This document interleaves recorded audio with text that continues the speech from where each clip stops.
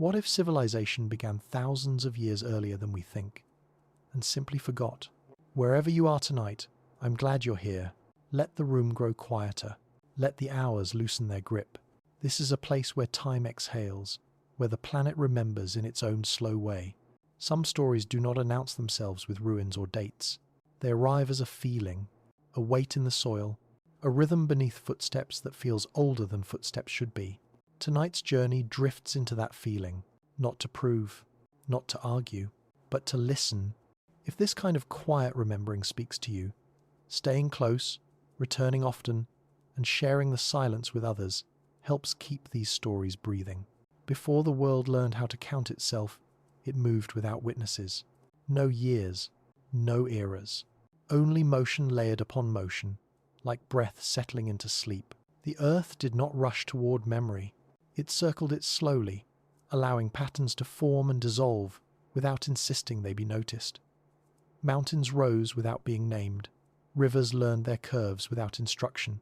Even intelligence, when it first flickered, arrived quietly, more like a murmur than a declaration. Civilization is often imagined as a spark, a sudden flame against darkness. But the planet prefers embers. Long before the earliest records, before symbols hardened into language, there may have been gatherings shaped by rhythm rather than rule.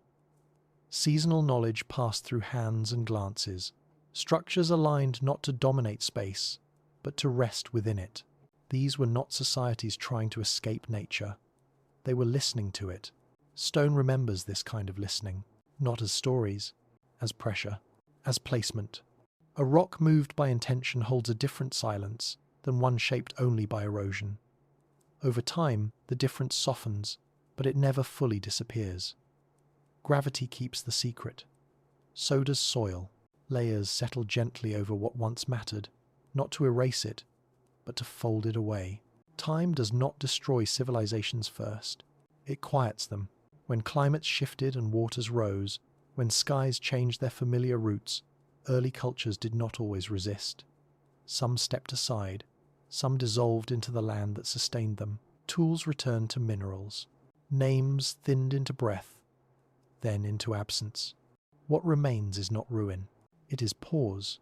Modern eyes search for sharp edges, walls, bones, declarations carved in permanence. But the earliest intelligences may have chosen another language entirely, one written in cycles, one meant to fade. Fire was used, then surrendered. Fields were shaped, then released. Knowledge passed until it no longer needed to be spoken. The earth, patient as always, kept the impression. Deep beneath familiar histories, older patterns still hum. Certain places feel settled in a way that cannot be explained.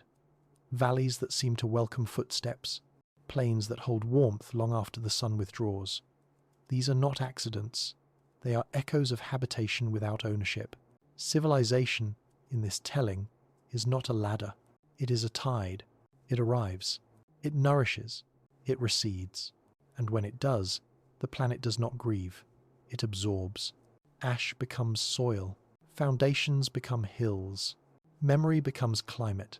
Nothing insists on being remembered forever. The earth teaches this gently, again and again. What mattered learned to let go. What endured did so by becoming quiet. And beneath all the noise that came later crowns, borders, numbers, the earliest silence still waits. Not hidden, simply overlooked. Because some beginnings were never meant to last. They were meant to teach the planet how to begin again. Long before history learned how to measure itself, continuity mattered more than progress. The planet did not reward those who rushed forward. It favored those who stayed aligned, who moved with seasons rather than against them, who read the sky as a living surface instead of a ceiling. Early intelligence did not announce itself with dominance. It emerged as sensitivity, the ability to notice when the ground grew tired, when the wind arrived earlier than expected, when stars returned to places they had not visited in many lifetimes. These were not observations meant to be recorded. They were meant to be carried, briefly, like warmth between palms on a cold night.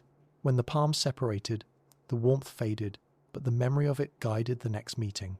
Civilization, if it existed then, may not have seen itself as separate from the earth at all. It may have understood itself as a temporary arrangement of attention. People gathered where balance felt possible. They dispersed when it did not. Nothing about this required permanence. Stone circles softened into grass. Pathways became animal trails.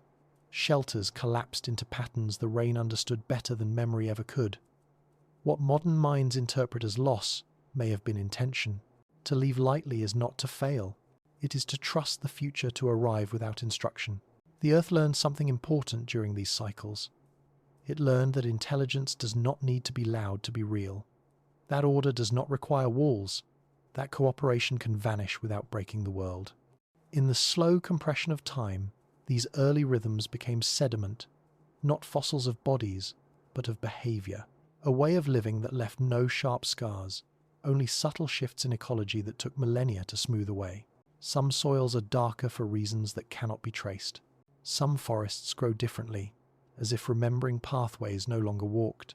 Some coastlines curve with an odd generosity, shaped by hands that knew how to listen to tides before tides were named. These are not proofs. They are impressions. Later, civilizations would build upward, carving certainty into stone. They would mark ownership, lineage, conquest. Their ruins would insist on being found, but earlier intelligences may have trusted the earth to hold what mattered without instruction. Time, after all, was already doing the work. Glaciers advanced and retreated, deserts breathed in long cycles, seas rose without urgency. Against this scale, permanence felt unnecessary, even impolite. Why demand memory from a planet that never forgets, only transforms? If there was an early flowering of civilization, it may have ended not with collapse, but with completion. A culture reaching a point where staying no longer served balance, where continuing meant disruption. So it softened its edges and stepped back. No monuments, no warnings, just absence that felt natural. The earth accepted this offering without ceremony. It folded the traces inward, pressing them gently into layers that would one day confuse those who looked for beginnings in the wrong places. Modern minds expect ancestry to point backward in straight lines, but the planet prefers spirals. What rises once can rise again, differently shaped, carrying faint familiarity without recognition. That familiarity lives quietly in human instincts, the pull toward rhythm, the comfort of circles, the sense that certain numbers, certain patterns, feel complete without explanation. These are not inventions. They are inheritances without names. And beneath them all lies the oldest silence, the one that knew intelligence before it learned to announce itself. A silence that did not vanish. It simply stepped aside. What survives longest is rarely what shouts. It is what settles. As millennia layered themselves like quiet snowfall, the earth carried forward not structures but tendencies. A preference for balance. A memory of restraint. These were not instructions written anywhere. They were conditions encoded into landscape, climate, and the slow patience of matter. If an early civilization existed, it may have understood something. Later cultures struggled to remember that intelligence does not need accumulation to be meaningful. Growth was not endless. Knowledge was not hoarded. Excess was not admired. Completion mattered more than expansion. This kind of civilization would leave behind little that archaeology could hold. Its greatest achievement would be disappearance without damage, a release back into the systems that made it possible. Rivers continued their work uninterrupted. Forests reclaimed their breath without resistance. Animals returned without fear. The land did not need to heal. It only needed time to rearrange. Time was already listening. In this deep past, catastrophe was not the only ending. Climate shifted. Skies altered their familiar rhythms. But adaptation did not always mean survival through force. Sometimes it meant withdrawal, a recognition that the world was changing in ways that did not require correction. Later societies would call this failure. Earlier ones may have called it wisdom. What remains of such choices is difficult to name. It is felt more than found. A sense that certain places were once held gently. Valleys that seem to cradle sound. Plateaus that hold silence differently at night. These are not empty spaces. They are pauses that never closed. Even the absence of clear beginnings tells a story. It suggests that intelligence once learned how to end without erasing itself. That civilization may have practiced restraint long before it practiced memory. The Earth keeps this lesson quietly. It is written into erosion patterns that seem deliberate, into sediment layers that show long periods of stability before abrupt forgetting, into the way some ancient sites resist explanation not because they are complex, but because they are simple in ways modern thought no longer understands. Complexity dazzles. Simplicity endures. As time continued its slow turning, new intelligences would rise. Louder ones, ones that carved and claimed, ones that believed permanence was proof of worth. Their ruins would survive precisely because they resisted the earth rather than cooperating with it. But beneath those ruins, deeper still, lies another inheritance, one that does not announce itself as civilization at all, one that feels more like a conversation that ended politely. No warnings were left behind, no hierarchies recorded, no stories carved to outlast the listeners. Because perhaps the lesson was not meant to be taught directly, perhaps it was meant to be rediscovered. The planet does not preserve answers, it preserves conditions. When similar conditions return, similar intelligences awaken, not as copies, but as echoes shaped by new constraints. This is why the idea of an earlier civilization feels unsettling rather than surprising. It suggests that humanity is not unique in its awakening, only current. That what feels like a beginning may be another resumption, another attempt shaped by a slightly different sky. The silence before names was not ignorance, it was humility. And humility, once practiced, does not vanish easily. It sinks into the planet, waiting for moments when noise grows too loud and memory becomes too sharp to bear. Then it rises again, not as evidence, as intuition. Long before symbols hardened into meaning, before memory demanded witnesses, the Earth learned how to carry intelligence without keeping its shape. This was not forgetting. It was a softer act, a loosening. Civilization, in this older sense, may not have been a structure at all, but a phase like mist forming at dawn and dissolving before the sun fully arrives. Present long enough to matter, gone before it could scar. The planet was already old when this happened. Its crust had folded and unfolded. Oceans had learned how to rise and retreat without apology. The sky had practiced many versions of itself. Against this patience, early intelligence felt small, careful, unwilling to shout. It listened. Listening became survival, not through dominance, but through alignment, when to move, when to stop, when to leave a place before love turned into damage. This kind of knowledge could not be stored in objects. It lived in timing, and timing does not fossilize. When conditions shifted as they always do, the listening changed. Perhaps drought lingered too long. Perhaps the stars no longer returned where memory expected them. Perhaps the sea arrived earlier than before, swallowing familiar ground without malice. At such moments, a choice appeared: stay and resist, or release and dissolve. Later civilizations would choose resistance. They would build higher walls, store surplus, demand the future, obey the past. Their stories would survive in fragments, precisely because they fought the Earth's rhythm. But earlier intelligence may have chosen differently. To step away was not defeat. It was continuity through surrender. A trust that intelligence did not belong to individuals or even to cultures, but to the planet itself, that whatever mattered would reappear elsewhere, differently shaped, when the world was ready again. And so paths emptied, fires went unlit, tools were left to weather, not abandoned in panic, but set down with intention, like closing eyes at night, trusting breath to continue without supervision. Time accepted this gesture. Wind smoothed what edges remained. Rain learned new routes, routes threaded through spaces once cleared by hands.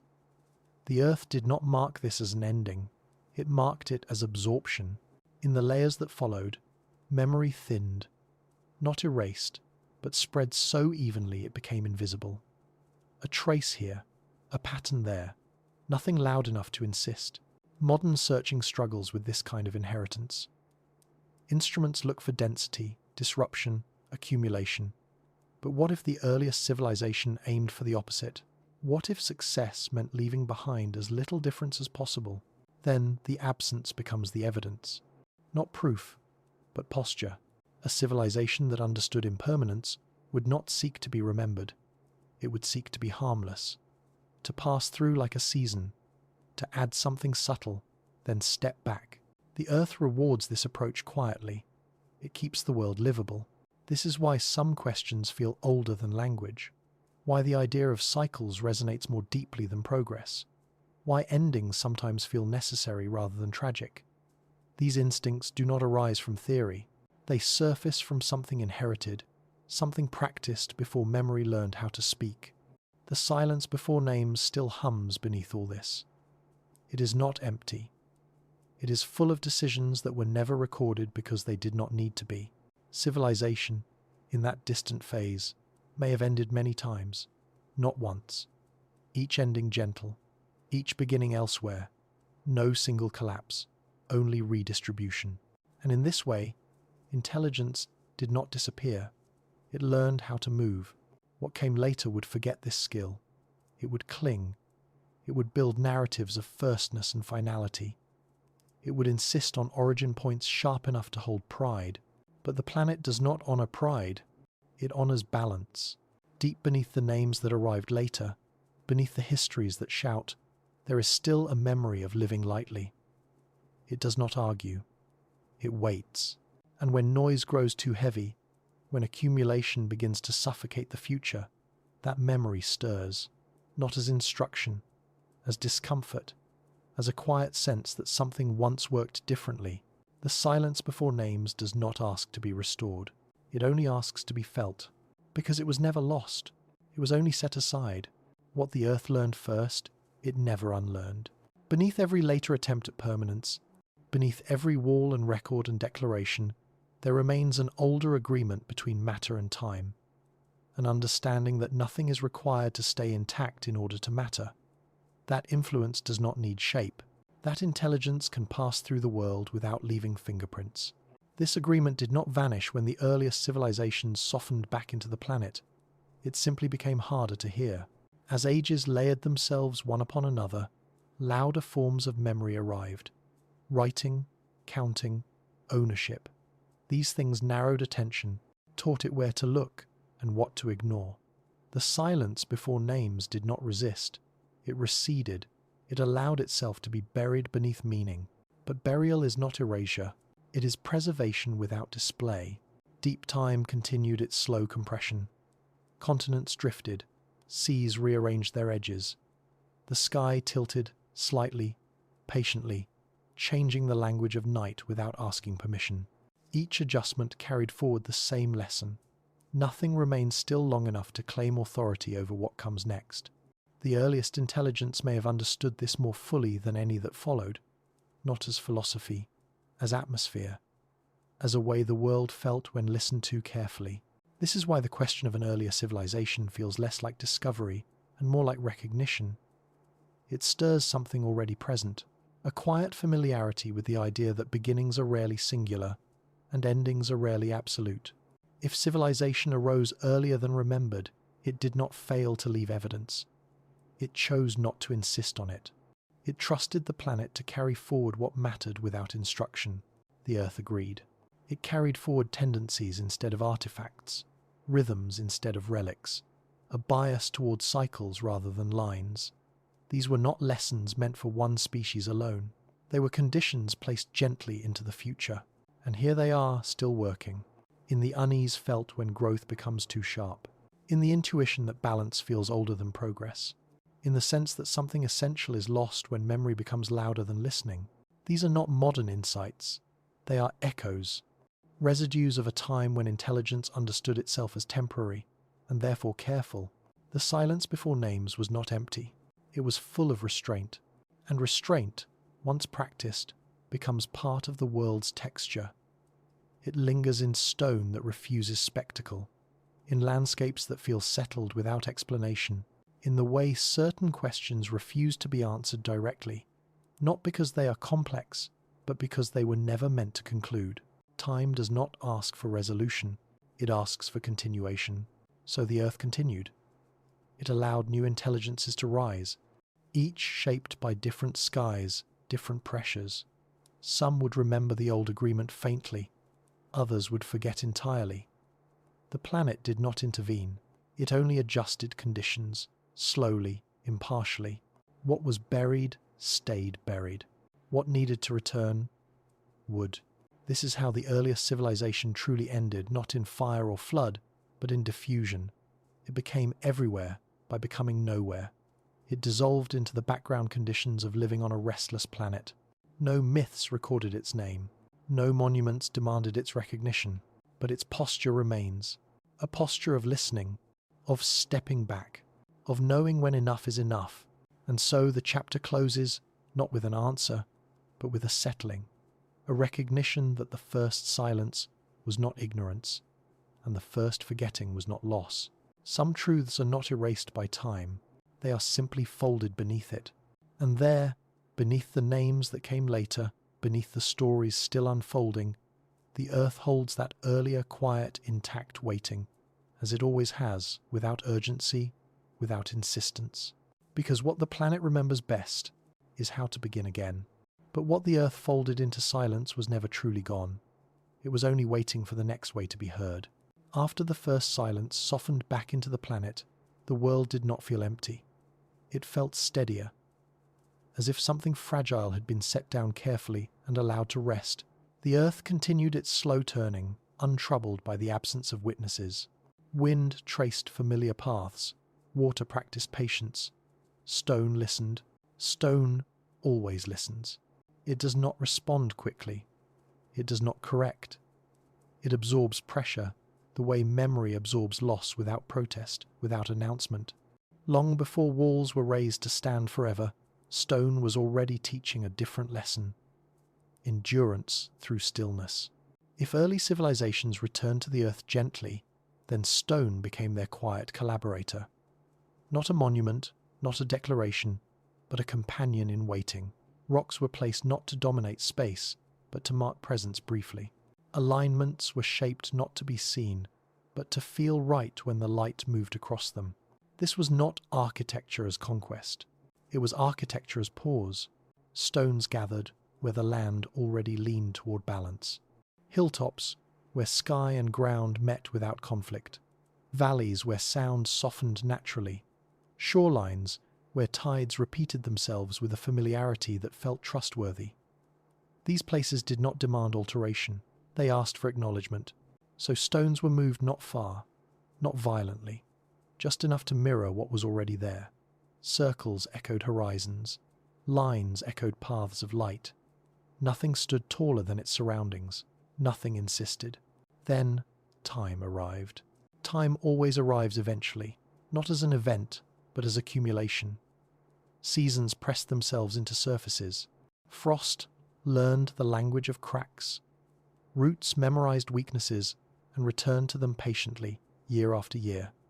Stone felt all of it, and it waited. What modern thought calls erosion, the planet understands as conversation. Each grain loosened was an exchange. Each collapse was a negotiation. The stones did not resist. They allowed themselves to be changed. This is where later eyes become confused. What remains does not look like intention. It looks like coincidence, like geology mistaken for design, or design mistaken for accident. The difference dissolves when patience stretches long enough. If early civilizations worked with stone, they did so knowing it would not stay obedient. They accepted that what they placed would be softened, scattered, reclaimed. Their intelligence lay not in resisting this, but in anticipating it. A stone set to wait becomes something else entirely. It becomes a memory that does not insist on being recalled. It becomes an object that holds attention lightly, inviting recognition only when conditions are right. Perhaps this is why certain arrangements feel older than explanation. Why some landscapes seem to contain a quiet order that no map records. Stones that feel placed, yet refuse to declare why. These are not ruins. They are gestures. Later civilizations would carve stone to speak loudly. They would force it into sharp edges, stack it high, demand that it remember for them. Their monuments would fracture dramatically, leaving unmistakable remains. But earlier gestures dissolved into ambiguity. Stone returned to hill, circle returned to slope, meaning thinned into atmosphere. The earth did not lose these gestures. It redistributed them. Pressure from one place became uplift elsewhere. A stone rolled downhill carried its weighting into the valley. Nothing was wasted. Weighting itself became the message. Stone learned that to last did not mean to remain unchanged. It meant to remain present, even as form shifted, even as context vanished, even as names disappeared. This kind of endurance does not photograph well. It does not submit easily to measurement. It reveals itself slowly, through discomfort, through the feeling that something ancient is present without explanation. Human attention passes over it quickly, searching for clearer signals. But the stones do not mind. They have already learned that recognition is temporary. They are waiting for different eyes, different questions, different silences. When intelligence returned later, louder and more certain, it would miss much of this. It would build again, higher, sharper, convinced that meaning must be defended against time. Stone would accept this too, because stone does not choose sides. It receives, it holds, it waits for pressure to teach it what comes next. And somewhere within its patience, the memory of earlier hands remains not as shape, but as timing, a sense of when to settle, when to release, when to allow the world to move on without resistance. This is what the stones learned first, not how to stand forever, but how to wait without vanishing. And in their waiting, they carried forward a quiet instruction, buried beneath moss and centuries, ready to surface only when listening returns. But stone does not hurry its stories. It allows them to arrive only when the world grows quiet enough. As time deepened, stone became less an object and more a condition. It learned how to belong to duration itself.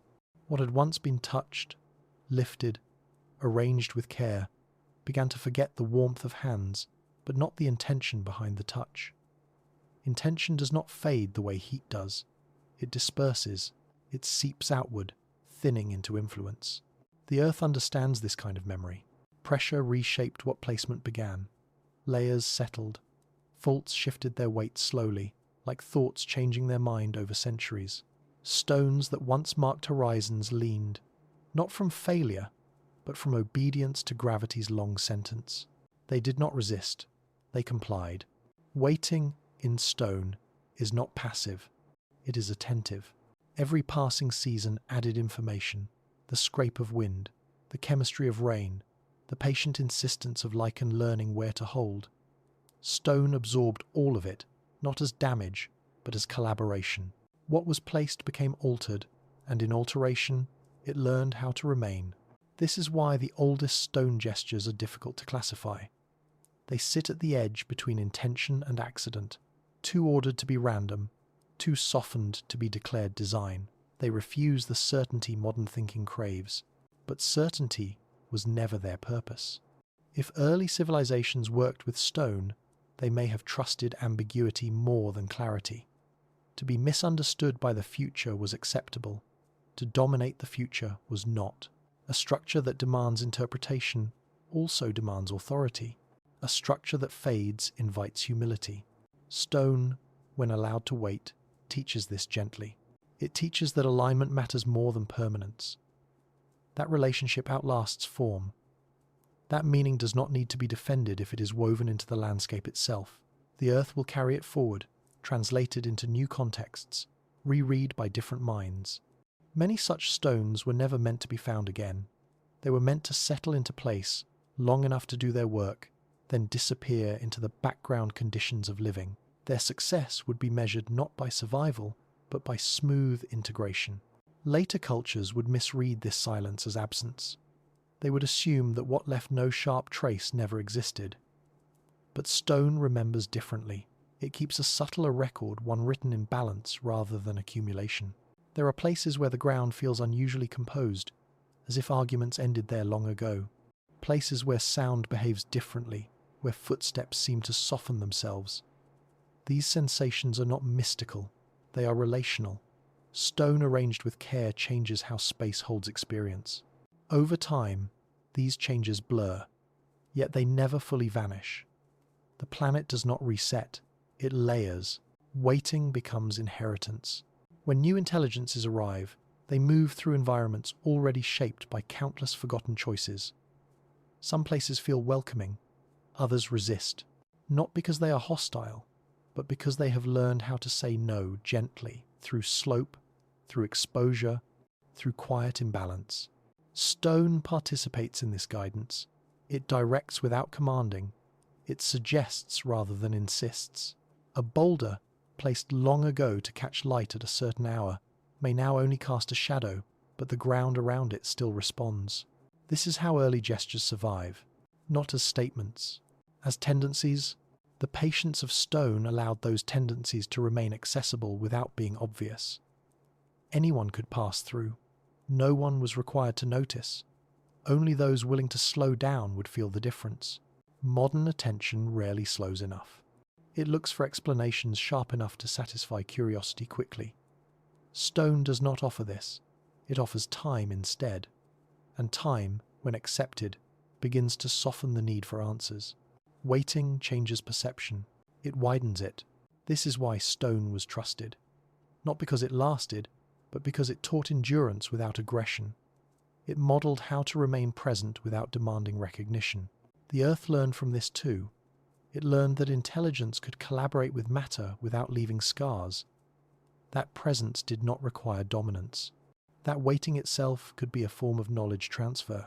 And so stone continued its work quietly, century after century, not guarding secrets, not hiding truths, simply holding space for recognition that might never arrive and being content either way. This kind of patience is rare. It does not suit urgency. It does not reward speed, but it survives everything speed leaves behind. And beneath every later monument that cracked and fell, stone's older lesson remained intact. Waiting was not weakness. It was alignment with time's true scale. Stone does not ask to be understood. It asks only to be left enough time. As centuries loosened their grip on form, stone learned another skill: how to disappear without leaving. Not vanish entirely, but blend. Edges softened, corners relaxed. What once stood apart slowly rejoined the slope it rose from. This was not loss. It was reunion. The earth favors reunions. In this long patience, stone became less an artifact and more a participant in weather. Rain learned its surfaces intimately. Heat practiced expansion and release across its body. Cold traced fine lines that later filled with dust, seeds, breath. Each interaction rewrote the stone slightly, not as damage, but as translation. What had been placed with intention now carried intention forward in quieter ways. A curve guided water where it preferred to go. A shallow depression caught light just long enough to warm soil earlier in the morning. These effects were small. They were not meant to be noticed. They were meant to help. Stone did not insist on memory. It offered assistance. This is the difference later civilizations struggled to understand. They asked stone to remember for them to hold names, victories, boundaries. They demanded that it speak when they were gone. Stone complied briefly, then returned to waiting. Cracks formed, faces weathered away. Words thinned into texture. But earlier gestures had asked something else entirely. They asked stone to participate in the present, not preserve the past, to shape conditions rather than record achievements, to support life quietly, then step back. This kind of intelligence does not age well in museums. It ages in hillsides, in drainage patterns that seem unusually forgiving, in ground that stays warmer at night than expected, in places where plants grow without struggle, as if someone once prepared the soil carefully and then left. Waiting allows these preparations to endure. As the world turned, new layers of meaning tried to settle over old ones. Myths attached themselves to stones that no longer remembered why they were there. Stories arrived, then left again. Each interpretation added weight, then eroded. Stone remained neutral. It accepted being misunderstood, being renamed, being ignored. It had already learned that meaning is temporary, but influence is not. Influence spreads quietly, through effect rather than explanation. This is why waiting works. When attention returns centuries later, the stone does not greet it with answers, it greets it with atmosphere. A feeling that something here is arranged, though nothing announces itself. A sense of rightness that resists description. Human language falters in such places. It wants clarity. Stone offers alignment instead. Alignment with slope, with light, with the long intentions of gravity. If early civilizations trusted stone, it was because stone shared their understanding of time. Both knew that urgency distorts judgment. Both knew that permanence invites conflict. Both understood that to last is often to yield. The earth learned this lesson deeply. It began to prefer forms that could be revised. Mountains rose and were worn down. Coastlines advanced and retreated. Stone modelled how to participate without insisting. When later builders forced stone into rigid obedience, the planet took note. Stress accumulated, energy stored, waiting turned into pressure. Eventually, release arrived not as punishment, but as correction. Stone cracked, walls fell, certainty dissolved. But the older gestures, those that cooperated rather than commanded, passed through these corrections untouched. They had already yielded. There was nothing for time to argue with. This is the quiet genius of waiting. It leaves no leverage for destruction. As ages passed, stone continued to teach this lesson to anyone willing to slow down enough to feel it. The teaching was never explicit. It arrived as fatigue with sharp edges, as comfort in rounded ones, as a preference for forms that seemed to belong rather than dominate. These preferences did not come from culture alone. They were shaped by long exposure to landscapes where stone had already practiced restraint for millennia. In this way, the earliest civilizations may have influenced the future without leaving proof. Their partnership with stone altered the ground subtly, permanently, without attribution. They trusted that what mattered would be felt, not traced. And stone agreed to wait as long as necessary. It waited through names, through forgetting, through rediscovery and dismissal. It waited through the return of louder intelligences and the passing of quieter ones. It waited without expectation, because waiting itself had become its purpose. Not to be found, not to be understood, but to remain available. And in that availability, stone carried forward an ancient posture, a way of being with time that does not rush, does not cling, does not demand. The planet still speaks this language fluently. It speaks it in cliffs and riverbeds, in pebbles warmed by afternoon sun. Stone translates it patiently, for anyone willing to listen without asking for answers. But stone never finishes its waiting. It only deepens it. Waiting, over long ages, reshapes not only stone but expectation. The earth learned this slowly, as stones taught it how to carry intention without preserving form. What was once deliberate placement softened into condition. What had been arrangement became atmosphere. The difference mattered. Atmosphere cannot be dismantled. It can only be entered. As time passed, stone began to influence the world less through presence and more through absence. A missing edge changed how water pooled. A collapsed face altered wind's patience. A half-buried curve redirected roots that would never know why they bent where they did. These were not failures of endurance. They were successes of humility. Earlier intelligences may have trusted this kind of influence. They may have understood that the most lasting changes are those that do not announce themselves as change at all. To guide without commanding, to shape without claiming authorship. Stone made this possible. In places where stones were once gathered, the ground behaves differently even now. Not dramatically, subtly. The soil compacts in a particular way. Moisture lingers just a little longer. Frost arrives and leaves on a gentler schedule. These effects stack quietly, season after season, long after intention has dissolved into anonymity. This is how waiting multiplies itself. Stone does not remember faces. It remembers forces. It remembers pressure applied and released. It remembers when it was asked to participate rather than obey. These memories are not stored as images or symbols. They are stored as preferences, how easily something yields, where it resists, what it allows. The planet reads these preferences constantly. When rain chooses a path, it consults stone. When roots decide where to press, they consult stone. When slopes give way or hold, they consult stone. In this way, the earliest gestures continue to matter without insisting that they ever existed. Their legacy is functional rather than historical. They affect outcomes without narrating causes. Later, civilizations mistook this silence for emptiness. They believed that if nothing spoke loudly, nothing had happened. So they raised structures meant to be undeniable. They carved stories deep, fearing erasure. Stone accepted these demands too, but they were not requests aligned with waiting. Where stone is forced to remember loudly, it eventually forgets violently. Cracks form where obedience exceeds tolerance. Time corrects imbalance patiently, then decisively. What resists change accumulates pressure until release becomes inevitable. But what cooperates remains. This is why some of the oldest stone gestures feel more stable than younger monuments. They do not fight gravity. They do not challenge weather. They sit where forces already agree. Their waiting aligns with the planet's own. Waiting, then, is not stasis. It is agreement. Agreement between material and motion, between intention and erosion, between presence and disappearance.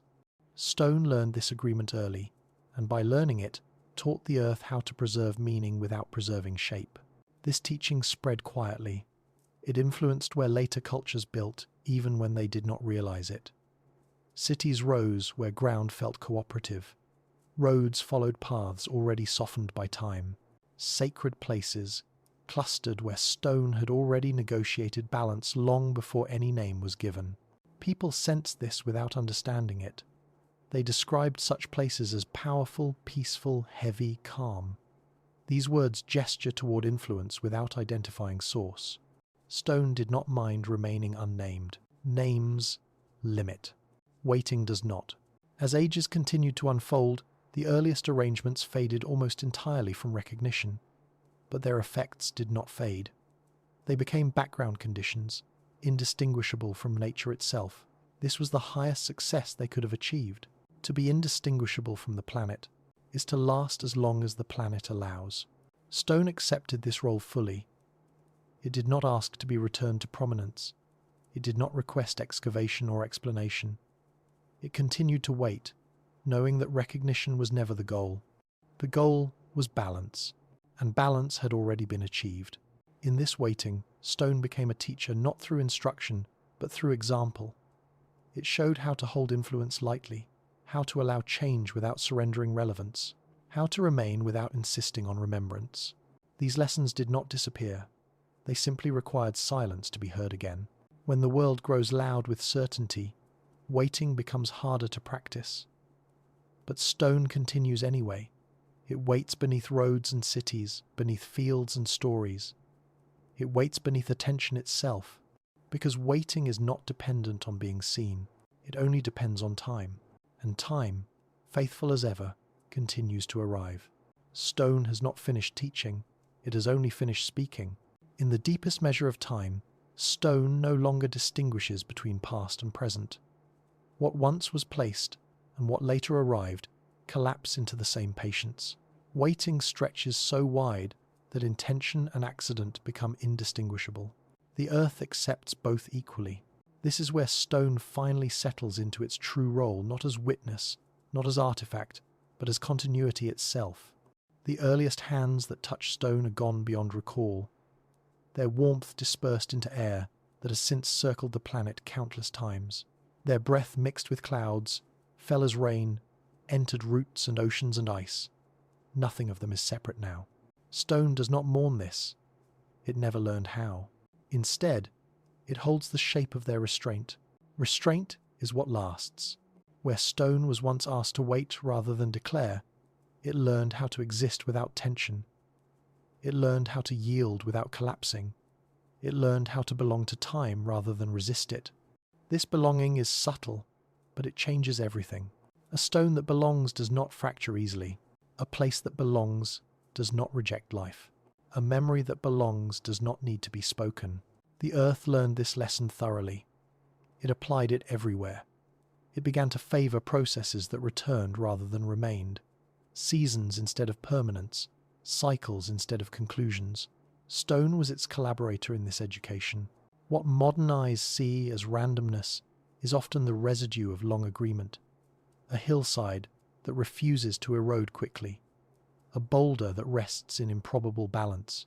A field where nothing dramatic happens for centuries, yet everything necessary continues. These are not accidents. They are outcomes of waiting done well. If an early civilization partnered with stone in this way, its greatest achievement was not construction, but calibration. Adjusting the world just enough to support continuity, then stepping away, allowing the planet to take over without interruption. This is why the question of earlier civilizations feels difficult to resolve. Evidence dissolves by design. The proof was never meant to survive as proof. It was meant to survive as condition. Condition does not announce itself. It surrounds. Later cultures built against conditions rather than with them. They demanded more from stone than stone was meant to give. They treated it as storage for memory rather than participant in balance. Stone complied for a time, then corrected the misunderstandings slowly, patiently. Cracks formed where demands exceeded agreement. Ruins followed where waiting was not allowed. But beneath these corrections, the older lesson remained intact. Stone continued to wait where it had always waited best, beneath attention, beneath ambition, beneath the noise of explanation. Waiting, in the end, is not an absence of action. It is an action extended beyond visibility. It is the decision to remain available without insisting on outcome. This is what the stones learned. This is what they still practice. When human attention slows enough, it can feel this practice at work, in the way certain places seem complete without improvement, in the quiet, discomfort felt when attempting to impose order where order already exists, in the sense that some landscapes are not asking to be changed, only respected. These feelings do not come from knowledge. They come from inheritance. The earth does not pass down stories intact. It passes down thresholds, points at which one must choose how to continue. Stone marks these thresholds silently, not with signs, but with presence. And presence, when unforced, becomes guidance. The chapter of stone waiting does not end. It never will. But it does fold, gently, into what follows. Waiting prepares the ground for the next form of remembering. It creates space without dictating what must fill it. Stone does not hurry what comes next. Neither does the planet. What waits beneath the surface remains available, patient, unchanged in its purpose, not to be discovered, not to be claimed, only to endure long enough for listening to return. And so this chapter settles back into the earth, where it belongs. Stones continue their quiet labour. Hills hold their shape without explanation. Ground receives each footstep without judgment. Nothing asks to be proven. Nothing asks to be named. Because the lesson has already been given, not in words, but in time, and what stone learned by waiting, the earth would carry forward into every silence that followed. After stone learned how to wait, something else learned how to pass through. Not everything that shapes the world presses itself into matter. Some forces move lightly enough to avoid inscription. They touch, adjust, and withdraw before the surface hardens. These were the hands that did not seek permanence. The hands that understood that leaving no signature was itself a form of mastery. The earth noticed them. They moved through landscapes without interrupting their rhythm. They gathered where conditions allowed gathering, then thinned again when balance began to strain. Nothing was claimed, nothing was conquered. Presence arrived like breath and departed the same way without residue. These hands did not mistake silence for emptiness. They recognized it as capacity. Tools were simple, not because knowledge was lacking, but because complexity invites dependency. Fire was used sparingly. Materials were borrowed, not transformed beyond recognition. What was taken was expected to return, altered but not exhausted. This was not ignorance of power. It was discipline in its use. The planet responded differently to such contact. Soil compacted gently instead of hardening. Vegetation returned quickly, as if recognizing familiarity. Animal paths adjusted but did not flee. These were not signs of dominance, but of agreement. Agreement leaves no scars. The earth records scars carefully. It folds them into layers, marks them with pressure and fault, but it records agreements differently. It disperses them. It lets them become background conditions, indistinguishable from nature itself. The hands that left no signatures understood this. They did not build upward to announce arrival. They did not carve to insist on memory. They allowed their intelligence to be temporary, knowing that what mattered would move on without them. This way of being required trust in cycles, trust in return, trust that intelligence was not owned by any single moment, but borrowed briefly by those willing to listen. When these hands shaped space, they did so indirectly, clearing just enough ground for growth, redirecting water subtly rather than confining it, creating shelter that blended into slope and shadow. Nothing sharp enough to argue with time. Time accepted this approach easily. Erosion did not rush in. Weather did not push back. The planet did not need to correct what did not challenge it. Instead, it absorbed the presence, learning from it quietly. This is why later searches struggle to find these hands. There is nothing to point at, no clear before and after, only continuity that feels slightly too smooth, slightly too settled, to be entirely accidental. Modern thinking expects effort to leave evidence. But effort aimed at harmony leaves something else, absence of disruption. And absence rarely qualifies as proof. Yet the Earth knows the difference. It knows when pressure has been applied violently, and when it has been released deliberately. It knows when a place has been occupied without being owned. It knows when intelligence has chosen restraint over display. These choices accumulate quietly. They alter trajectories without announcing themselves. They shape futures without demanding credit. The hands that left no signatures did not vanish suddenly. They thinned, they dispersed, they followed conditions elsewhere when balance shifted. No collapse marked their departure. No catastrophe demanded explanation. They simply stopped being there. The land adjusted without shock. Vegetation closed the gaps. Paths softened back into ground. Fire scars faded. Within a few generations of rain and wind, even the memory of absence dissolved. But not entirely. Something lingered not as artifact but as preference, a way the land responded more readily to careful presence, a tendency toward equilibrium that felt learned rather than accidental. These tendencies would outlast the hands themselves. They would be inherited by later cultures without recognition, felt as intuition, as a sense that certain ways of living felt easier, more correct, though no one could say why. This is how the earliest intelligences influence the future most deeply, by refusing to inscribe themselves into it, by trusting the planet to remember in its own language, a language without symbols, without dates, without names, only rhythm. And rhythm does not require signatures to endure. But what passes without leaving a mark is often what shapes the longest. As time continued its slow breathing, the absence of signatures became a form of language. The Earth learned how to read it. Where nothing insisted, balance held longer. Where nothing demanded remembrance, continuity unfolded without resistance. These hands understood something later minds would forget, that the world does not need improvement everywhere. Some places ask only for care light enough to disappear. To act without imprint is not to do nothing. It is to act with awareness of scale. Scale was everything. A stream diverted too sharply resists. One guided gently adapts. A forest cleared entirely rebels. One thinned carefully reorganizes itself without protest. The hands that left no signatures worked at the threshold where change remained reversible. They understood that the planet favors gestures it can undo if needed. This understanding shaped their tools. Not crude, but deliberate in their restraint. Tools that wore down quickly. Materials that returned to soil without argument. Nothing designed to outlast usefulness. Nothing intended to speak after its work was done. The Earth prefers this economy. Where later cultures stored surplus against fear, these earlier presences trusted cycles to replenish. They took what was offered, not what could be extracted. When conditions shifted, they shifted too. Movement was not failure, it was fluency. Fluency leaves little behind. This is why the traces are difficult to isolate. Fire used briefly leaves ash that becomes nutrient. Footpaths fade into animal trails. Shelter collapses into windbreak. Each trace dissolves into another function. Nothing stands alone long enough to be recognized as evidence. Yet the Earth does not confuse this with absence. It senses continuity of care. A place that has been treated gently responds differently to future touch. It yields more easily. It recovers faster.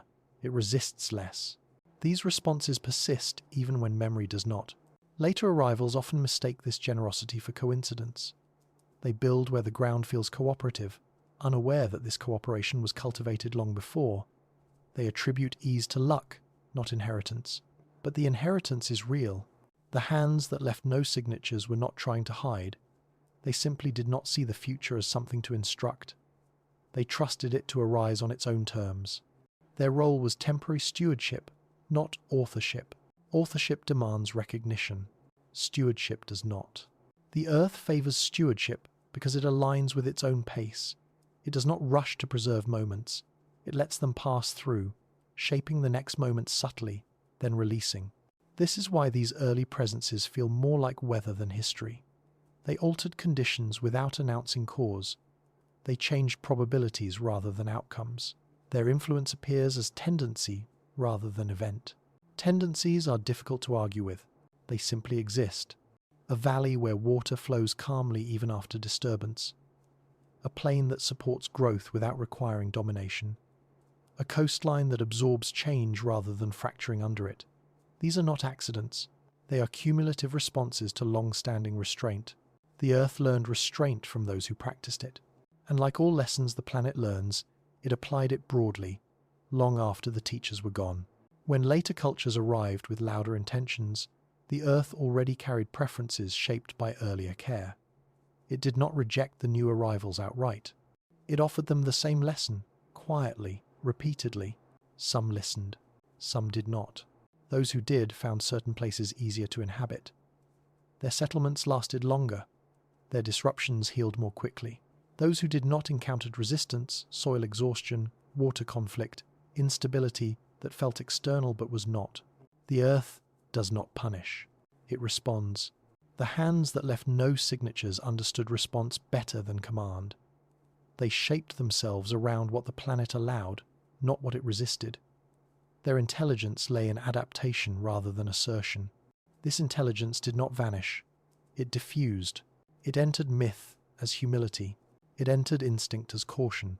It entered culture as unease with excess. These are faint echoes, but they persist. They surface when systems strain, when accumulation feels heavy, when the future begins to close rather than open. In such moments, the old posture stirs not as memory, but as impulse. To step back, to release, to leave lightly. The hands themselves are gone beyond recall, but their way of moving through the world remains accessible, waiting for recognition without insisting upon it. Because what leaves no signature is not lost, it is simply carried differently. And the earth continues to hold space for that difference, patiently, without announcement. Over long stretches of quiet, the earth began to treat restraint as signal. Where pressure did not linger, recovery accelerated. Where movement flowed rather than pressed, the land kept its elasticity. This elasticity, rare and easily lost, became the most enduring gift left behind by hands that refused to sign their work. Elastic places forgive. They bend without breaking. They accept disturbance and return to form without resentment. These qualities are not accidents of geology alone. They are cultivated through generations of light presence, through decisions repeated until they become background truth. The hands that moved this way learned to read thresholds. They sensed when a place could accept one more fire and when it needed rest. They sensed when a path should be allowed to fade. They sensed when staying would cost more than leaving. None of this required measurement. It required attention. Attention, when sustained, becomes pattern. Patterns do not need names to function. They organize behavior invisibly. They shape choices before choice feels like choice at all. A gathering grows smaller without instruction. A settlement shifts location without crisis. A practice ends without regret. The earth recognizes this fluency. It meets it with cooperation. Weather becomes less punitive. Soil becomes more generous. Even silence feels fuller, as if the land itself has learned to trust what moves across it.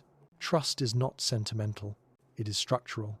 Where trust exists, systems absorb change more easily. Where it is broken, rigidity follows. The hands that left no signatures understood this deeply. They avoided rigidity not out of fear, but out of respect for time's appetite. time consumes rigid things first. So these hands chose materials that could be returned, fibers that unraveled back into soil, stones that could be set down and forgotten, words that were carried in breath and released. Nothing asked to outlive its usefulness. Usefulness was measured differently then, not by efficiency alone, but by aftermath. How quickly could a place recover after presence withdrew? How fully could it return to its own rhythms without assistance? These questions guided action more than ambition ever did. In this way, intelligence learned how to exit. Exit is a skill. It is rarely practiced. Most cultures learn how to arrive. They rehearse beginnings. They celebrate expansion. They announce permanence as achievement. Few learn how to leave without causing absence. Fewer still learn how to leave without being noticed at all. The hands that left no signatures practiced exit until it became natural. They did not collapse. They did not flee. They stepped sideways into other rhythms, into other seasons, into other places where conditions were more open. This movement left behind something subtle but powerful, a landscape accustomed to gentle interruption, a world trained not to panic when presence thins. This training mattered later, when louder presences arrived. Places that had learned restraint responded differently to domination. They resisted softly. They degraded less catastrophically. They held on longer, not because they were stronger, but because they had been treated kindly before. Kindness leaves no monument. It leaves resilience. Resilience is difficult to trace to origin. It appears as property of systems rather than as inheritance. But it is inherited. It accumulates quietly, decision by decision, restraint by restraint, until it becomes the default response. The Earth integrated this inheritance seamlessly. It wove it into watersheds and root systems, into microclimates and seasonal flows.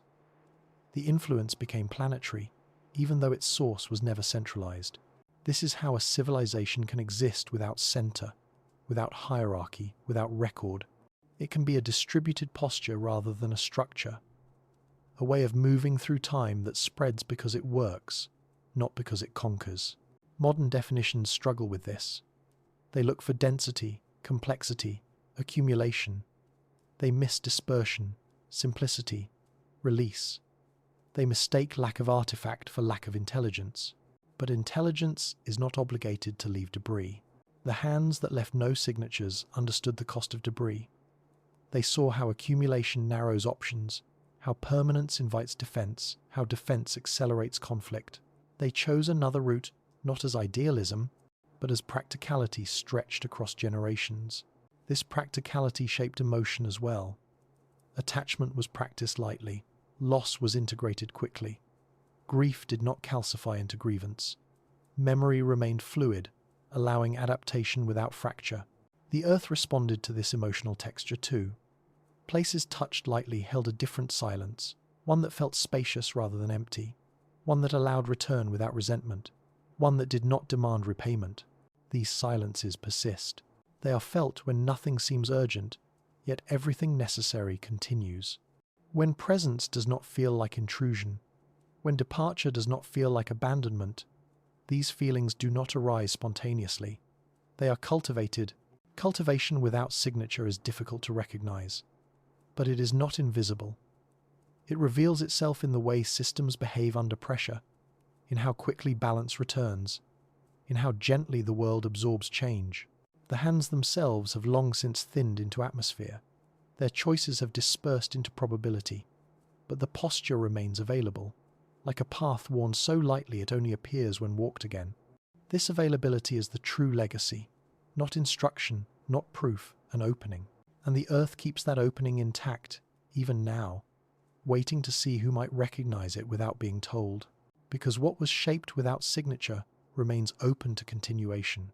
As generations loosened into one another, restraint began to feel less like choice and more like gravity. The Earth did not need reminders. It carried the pattern forward on its own.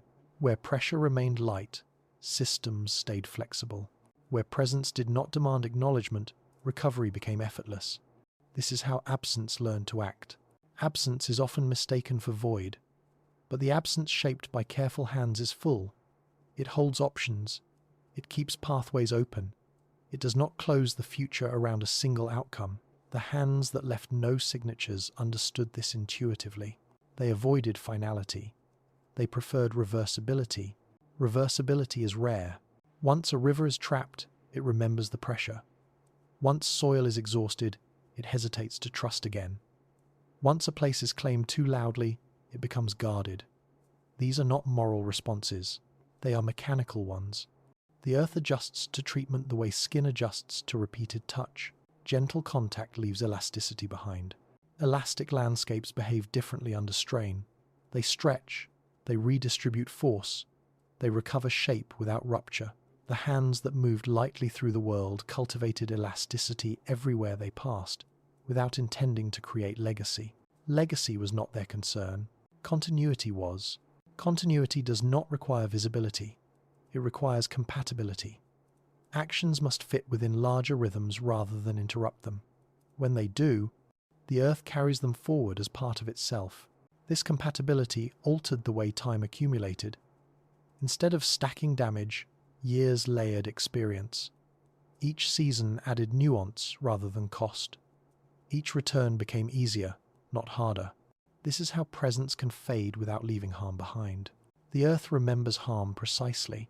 It remembers care diffusely. Diffusion is difficult to trace backward. It spreads until source disappears. This is why the earliest intelligences feel anonymous, not because they lacked identity, but because identity was never externalized. It was lived, not displayed. The hands that left no signatures belonged fully to their moment. They did not imagine an audience. They did not anticipate judgment. They acted within the scale of their own consequences, and no further. This humility aligned perfectly with planetary time. Planetary time does not reward ambition. It rewards fit. Fit is subtle. It cannot be forced. It emerges through repeated adjustment, through listening more than speaking. The earth noticed when this happened. It responded by making space. Places shaped by restraint retained openness. They did not close around a single use. They adapted easily to new presences. This adaptability would matter later, when louder cultures arrived carrying heavier intentions. Some landscapes absorbed those intentions with less damage than others, not because they were stronger, but because they had been trained in flexibility. That training began long before memory learned how to keep score. Training without instructor, learning without lesson. This is the paradox of the hands that left no signatures. Their greatest influence lay in what they did not impose. By refusing to finalize meaning, they allowed meaning to continue evolving. By refusing to anchor memory, they allowed memory to flow. Flow carries farther than anchors ever do. As time pressed forward, these early presences dissolved fully into the world's background processes. Their choices became indistinguishable from nature's own tendencies. This indistinguishability was not failure, it was success beyond recognition. To become indistinguishable from the planet is to be carried as long as the planet allows. Later, when questions arose about beginnings and origins, this indistinguishability would feel unsettling. It would resist categorization. It would frustrate certainty. But the earth would not clarify. Clarification was never promised. What was promised quietly, patiently, was continuity, a way for intelligence to exist without requiring dominance, a proof that civilization need not announce itself to matter. The hands that left no signatures did not ask to be remembered. They trusted that if their way of moving through the world worked, it would return on its own. And it does. It returns whenever restraint feels wiser than conquest, whenever leaving feels more honest than staying, whenever silence feels like care rather than absence. These returns are not identical. They are adapted to new conditions, but the posture is recognizable to the earth.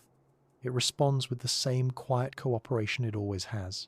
This chapter nears its soft edge not with disappearance, but with dispersal.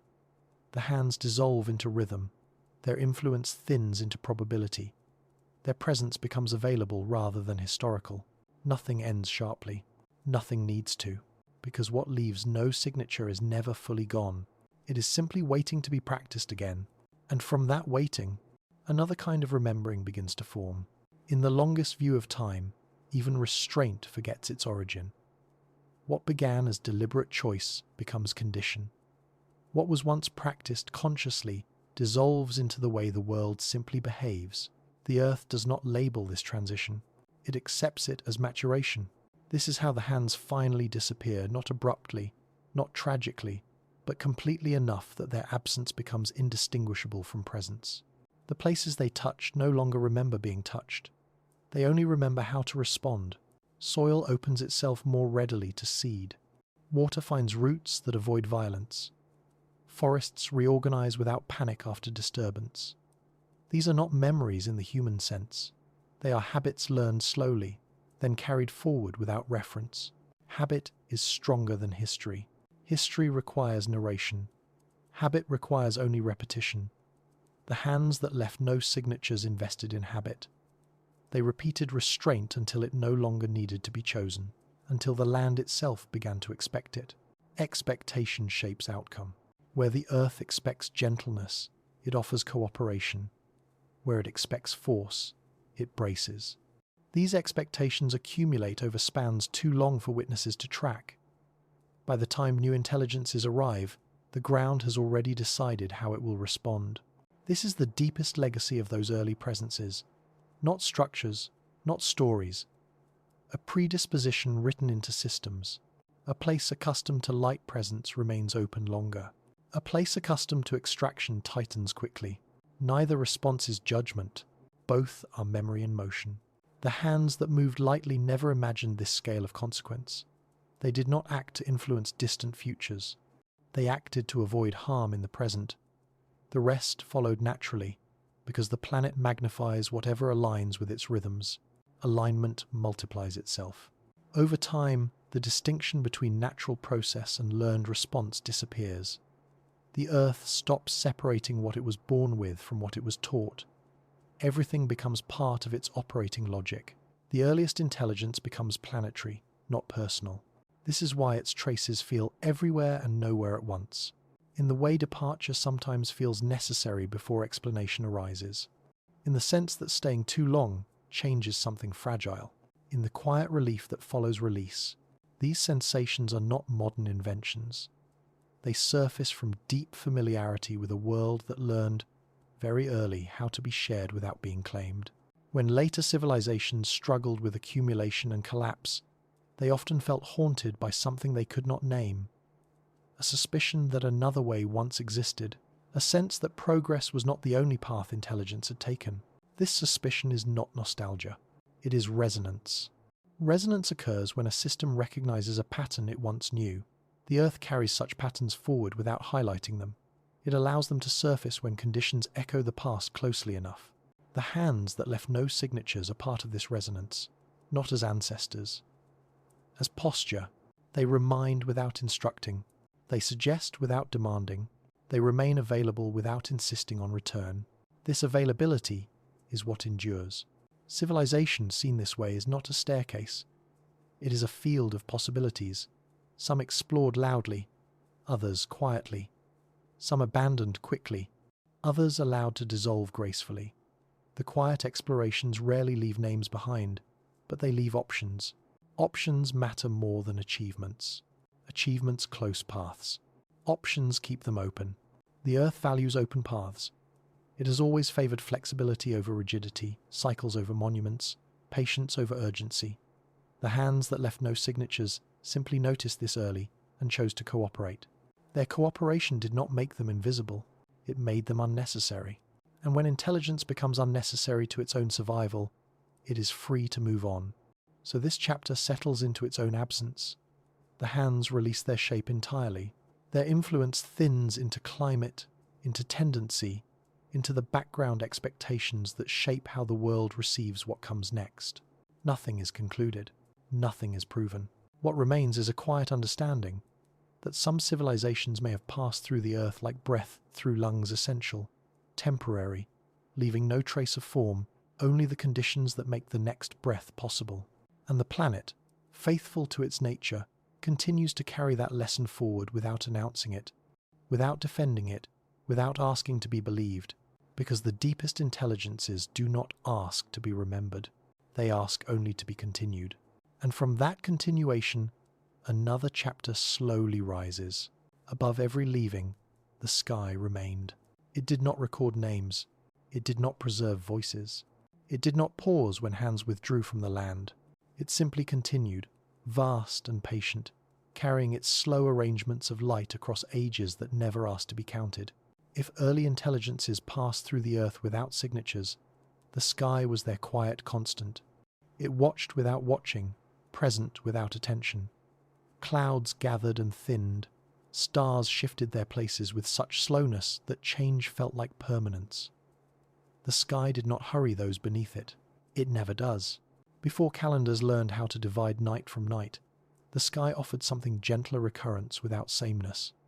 The same stars returned, but never exactly where memory expected them. The same moon rose, but never with the same face twice. Subtle difference taught patience better than precision ever could. Those who looked upward learned this first. They did not measure. They sensed. The sky became a companion rather than a chart. Its patterns were read not to predict domination, but to align movement. When to travel, when to wait, when to let a place rest. Knowledge was not extracted from the heavens. It was received. This kind of sky reading left no instruments behind, no markings durable enough to insist on interpretation. Only familiarity carried through repetition, generation after generation, until even repetition became unnecessary. When conditions shifted, as they always do, the sky changed its answers without explanation. Stars drifted, seasons leaned. The long rhythm of the planet tilted slightly, altering where dawn arrived and how long shadows stayed. The sky did not apologize. Earlier intelligences may have understood this lack of apology as instruction, that nothing promised continuity in the same form, that orientation itself was temporary, that certainty was not owed. So when familiar stars failed to return to expected places, the response was not panic. It was release, a recognition that alignment had moved elsewhere, that the world was inviting a different configuration of attention. The sky outlived its witnesses because it never depended on them. Civilizations below rose and thinned. Fires burned, then did not. Paths softened back into ground. Names loosened and disappeared. Through all of it, the sky remained expansive enough to contain every forgetting. This endurance shaped humility. To look up long enough is to understand scale without explanation. The sky does not need to instruct smallness. It embodies it. Beneath that embodiment, ambition quiets naturally. What remains is orientation, how to exist without insisting. The earliest observers may have felt this deeply. They did not imagine the sky belonged to them. They felt themselves belonging briefly beneath it, a reversal that changes everything. Later cultures would reverse this again. They would claim the sky through measurement, through story, through ownership of meaning. They would map it aggressively, fearing that without naming it would slip away. But the sky never slipped. It waited. Waiting for the sky looks like motion so slow it feels like stillness. The precession of the planet's axis, the migration of constellations across thousands of years, changes too gradual to feel personal, yet decisive enough to erase entire ways of orienting the world. Early sky knowledge did not resist this. It dissolved with it. When reference points drifted beyond usefulness, the knowledge tied to them loosened and fell away, not as loss, but as completion. This is why so little remains. Sky-based knowledge is difficult to fossilize. It lives in timing, not in objects, in attention, not in tools.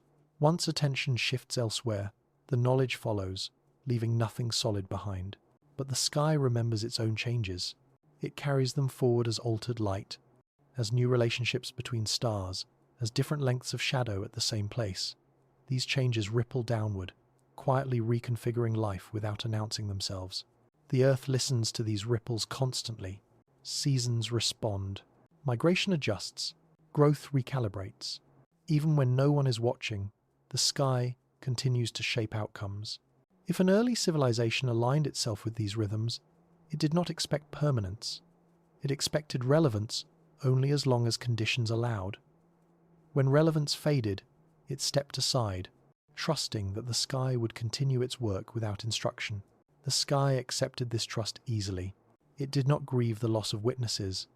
It did not need interpretation to remain meaningful. Its meaning was not dependent on being read. It existed as condition, not message. And so the sky outlived its witnesses, not because it was stronger, but because it never needed them to confirm its existence.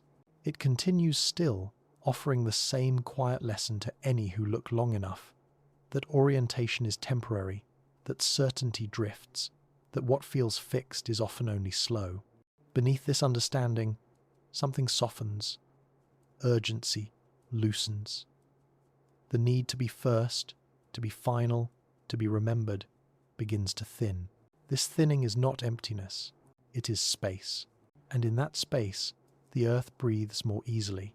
But the sky has not finished changing. It has only finished being noticed in the old way. As the sky continued its slow rearrangement, it taught a difficult lesson, one that could not be preserved in stone or carried reliably in language. It taught that reference itself is fragile, that orientation, no matter how carefully learned, is temporary. The stars do not stay where memory leaves them. For those who watched over long spans, this was not a threat. It was reassurance. Change did not arrive suddenly. It crept, a degree at a time, a season leaning slightly longer into heat, a familiar star rising just a little later each generation. These shifts were too gentle to alarm, but too persistent to ignore. They trained attention to loosen its grip. The sky does not reward fixation, it rewards adjustment. Early observers did not argue with this. They allowed their knowing to thin when the sky no longer answered in the same way. Knowledge, like everything else, was permitted to expire. It was not carried beyond usefulness. It was released back into silence. This release mattered. Later, civilizations would treat knowledge as possession. They would store it, defend it, inscribe it deeply enough to resist revision. But sky knowledge does not survive this treatment. It becomes brittle when forced to remain relevant beyond its time. The earliest intelligences may have understood this intuitively. They treated understanding as seasonal. What worked now would not necessarily work later. This did not cause anxiety. It created attentiveness. Attention sharpens when certainty loosens. Each night became an act of listening rather than confirmation. The sky was not expected to repeat itself exactly. It was expected to speak differently, slowly, in a language that required patience rather than precision. This patience shaped behavior below. Movements followed light rather than dates. Gatherings aligned with shadow length rather than fixed intervals. Time was felt, not counted. The sky guided without commanding, offering rhythm instead of schedule. When the rhythm changed enough to become unfamiliar, it signaled not error, but transition. Transitions were not resisted. As the planet's axis traced its long, invisible circle, entire constellations drifted out of relevance. Stories attached to them loosened. Orientation points dissolved. The sky remained vast, but its meaning shifted. This is how forgetting entered gently, not as loss of intelligence, but as evolution of relevance. What no longer aligned with the present sky no longer guided the present world. Knowledge did not need to be disproven. It simply became quiet. The earth accepted this quiet easily. It did not require continuity of explanation. It required continuity of response. When light changed, life adjusted. When seasons leaned differently, growth adapted. The sky's changes arrived first as whispers in climate, slight differences in rainfall, altered winds, new migration timings. These whispers carried the future before it became visible. Those who listened survived longer. Those who insisted on old alignments struggled. This listening did not produce monuments. It produced timing, and timing leaves no trace once practiced. When early civilizations thinned or moved on, the sky did not mark their passing. It continued its slow turning, indifferent to who noticed. Its endurance was not an act of dominance. It was simply scale expressed as patience. Scale teaches humility without instruction. To look upward long enough is to realize that no single generation holds authority over meaning, that orientation borrowed today may not apply tomorrow, that relevance is always provisional. This realization softened attachment. It allowed cultures to step aside when alignment failed, without framing departure as collapse. The sky modeled impermanence so thoroughly that resisting it felt unnecessary. Later cultures would resist anyway. They would build observatories, codify movements, insist that the sky be fixed long enough to serve their narratives. These efforts would succeed briefly, then falter as the sky continued its work. But in the earliest phase, the sky was not something to master. It was something to follow until it asked to be left behind. This asking was subtle. It arrived as confusion rather than command, as a sense that familiar signals no longer guided effectively, as disorientation that invited adaptation instead of denial. Disorientation, when accepted, becomes teacher. The sky taught this gently, across thousands of years, without ever addressing its students directly. It allowed them to discover, through patience, that no alignment lasts forever, and that this is not a flaw. It is design. The sky outlived its witnesses because it never depended on them for interpretation. Its meaning was not housed in understanding, it was housed in influence. Light still fell, shadows still moved, seasons still leaned. Life continued to respond, whether or not anyone remembered why.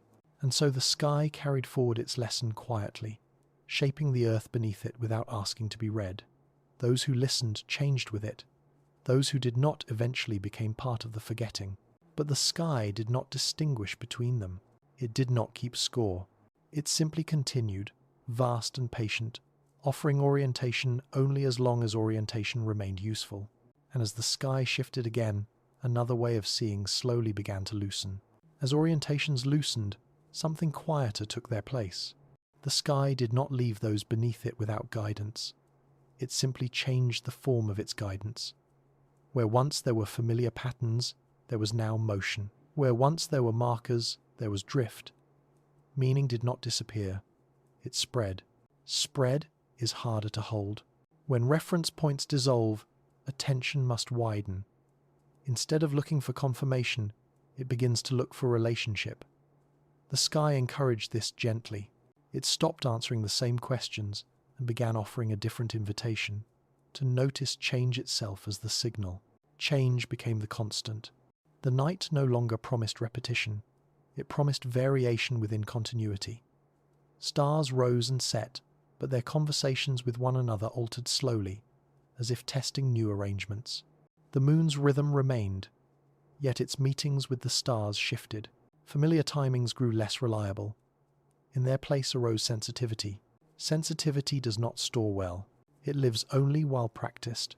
Those who remained attentive learned to read gradients instead of positions, brightness instead of shape, duration instead of location. The sky became a field of qualities rather than a map. Orientation came from feeling the balance of night rather than recognizing its figures. This way of knowing left nothing behind. No charts could preserve it. No carvings could fix it. It existed only in the act of looking, night after night, across generations that allowed their attention to be trained rather than their knowledge to be stored. When that attention thinned, the knowledge thinned with it. There was no archive to return to. Nothing waited to be rediscovered in stone. The sky had never asked for record. It asked for presence. Presence is expensive. It requires renewal.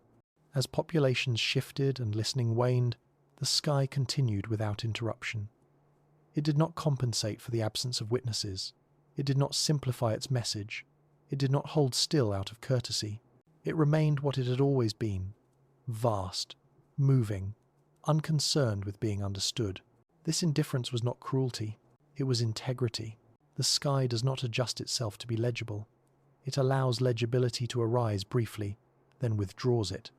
This withdrawal is not a punishment. It is a reminder that meaning is always contextual, always temporary. The earth absorbed this lesson deeply. Climates responded to celestial shifts without consulting memory. Ice advanced and retreated, winds reorganized, ocean currents adjusted their long conversations. The planet listened to the sky even when those on its surface no longer did. Listening without language became the rule. This listening shaped life quietly. Species migrated without knowing why. Plants adjusted cycles without instruction. The earth responded to the sky as it always had through adaptation rather than interpretation. If early civilizations aligned themselves closely with the sky, Their fate was tied to this responsiveness. As long as attention remained fluid, alignment held. When attention hardened into expectation, misalignment followed. But misalignment was not catastrophic. It was instructive. Disorientation signaled that a way of knowing had reached its end. Not because it was wrong, but because it belonged to a sky that no longer existed in the same way. The planet accepted this naturally. Knowledge aged and was released, just as species do. Later cultures would fear this release. They would cling to old skies long after those skies had moved on. They would try to preserve orientation beyond its lifespan. The result would be confusion framed as mystery and loss framed as theft. But in the earlier phase, loss was not dramatized. It was understood as transition. The sky trained this understanding patiently. It never rushed change. It never made it obvious enough to provoke alarm. It allowed generations to acclimate slowly, until one day the old patterns no longer felt relevant, and the new ones had not yet been named. In that gap, silence grew. This silence was not empty. It was wide. It held uncertainty without demanding resolution. It invited humility rather than explanation. The sky offered no answers during this time, only continuity. Continuity is reassuring when certainty fades. Above shifting worlds, the same vastness stretched. The same light travelled unimaginable distances to arrive and depart without acknowledgement. The same darkness gathered everything beneath it into temporary equality. Under this darkness, attachment loosened. The desire to fix meaning weakened. What mattered became responsiveness rather than recall. Survival depended less on knowing what had been and more on sensing what was. This sensing did not feel like knowledge. It felt like trust. Trust in rhythms that could not be pinned down. Trust that orientation would return in another form when conditions aligned again. Trust that the sky did not owe explanation to be meaningful. The sky outlived its witnesses because it never depended on them to complete its work. It shaped time whether or not anyone noticed. It adjusted the planet whether or not anyone understood. And in this quiet authority, it offered a final lesson to those who listened longest, that to endure is not to be remembered, but to remain responsive. What could not remain responsive stepped aside. What could continued. The sky did not mourn the passing of ways of seeing. It simply kept moving, carrying forward light into futures that would invent their own questions. And beneath it, the earth continued to turn, adjusted by changes too slow to feel personal, guided by a presence that asked nothing but attention. Yet even this way of seeing would one day thin, folding gently into another silence. As attention thinned, the sky did not become less influential. It became more diffuse. Its guidance no longer arrived as clear alignments or repeated figures, but as pressure felt across time and insistence without instruction. The sky learned how to shape outcomes without ever becoming legible again. This was its quiet mastery. When patterns dissolve, forces remain. Light still warms unevenly. Darkness still cools without preference. The length of night still leans one way, then the other, nudging growth and rest into different arrangements. The sky continued to work, even as its language slipped beyond recognition. The earth responded faithfully. Soils adjusted to altered seasons without needing explanation. Waters shifted their patience, arriving earlier or later, pressing more gently or more fiercely against their boundaries.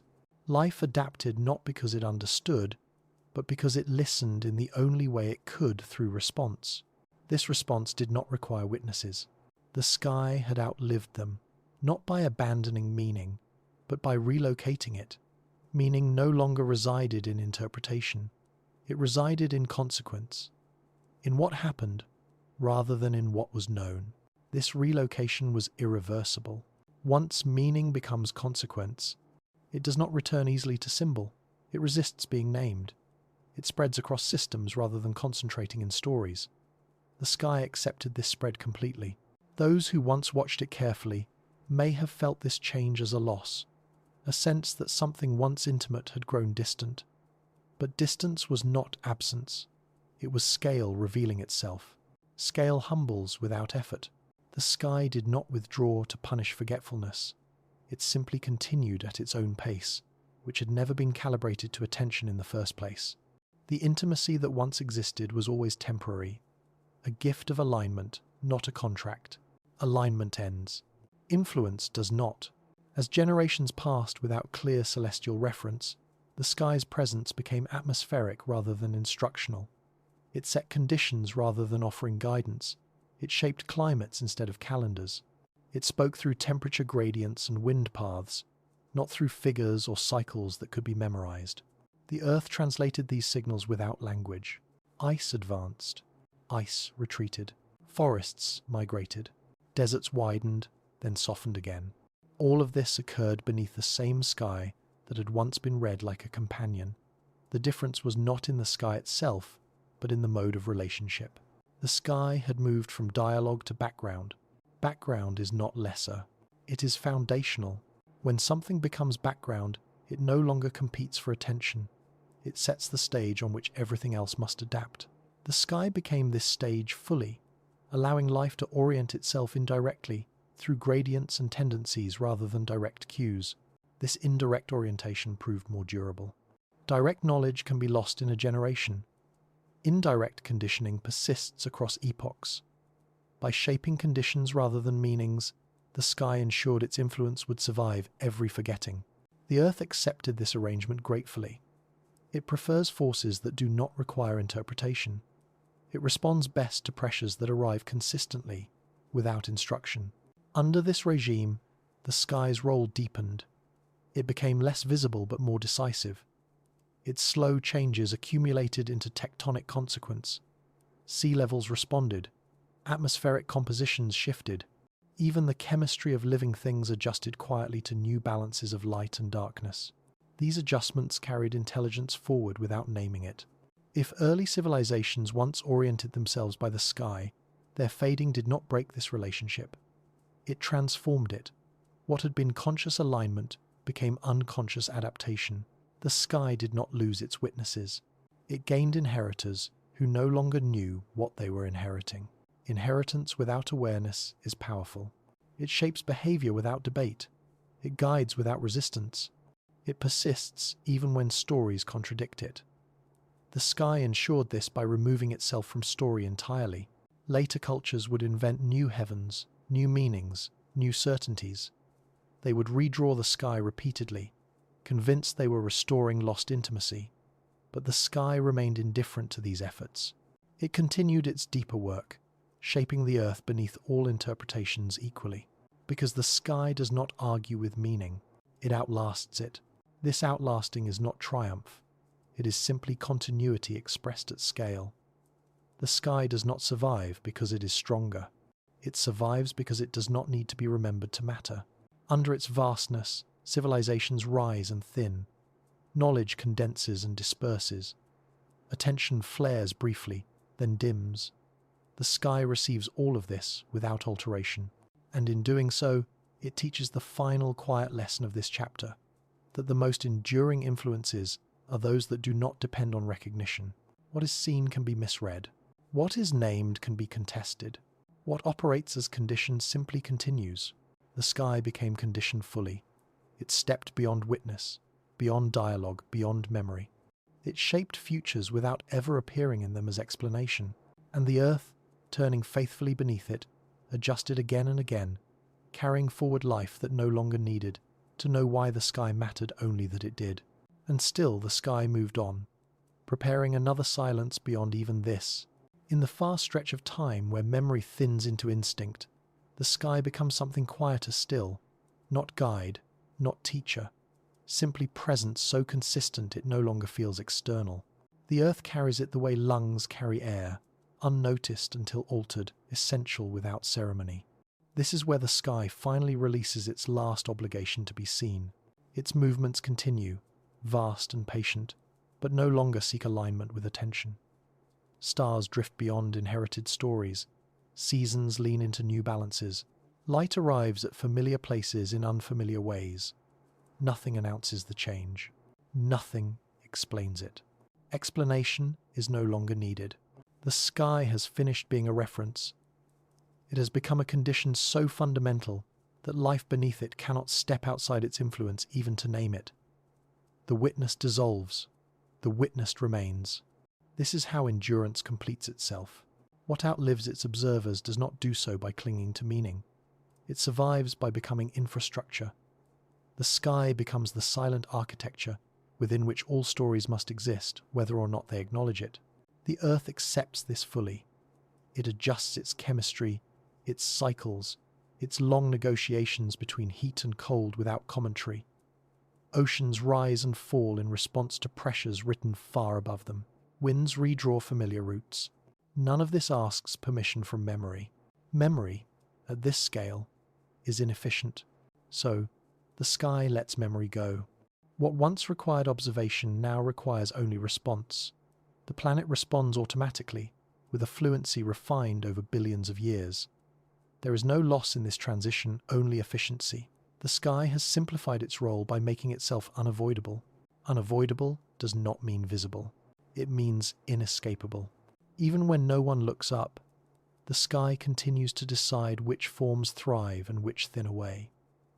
It regulates the pace of growth, the timing of rest, the long patience of recovery. It does not do this consciously. It does this by being what it is. This is the final quiet truth the sky offers, that the deepest forces do not persuade, they surround. Civilizations that once oriented themselves by the heavens may have felt this shift as abandonment, a sense that something intimate had withdrawn. But intimacy was never the sky's promise. Proximity was, and proximity never ended. The sky never left. It simply stopped speaking in ways that could be translated. Translation is a human need, not a planetary one. The sky does not require understanding to function. It does not require belief. It does not require witnesses. Its endurance is independent of interpretation.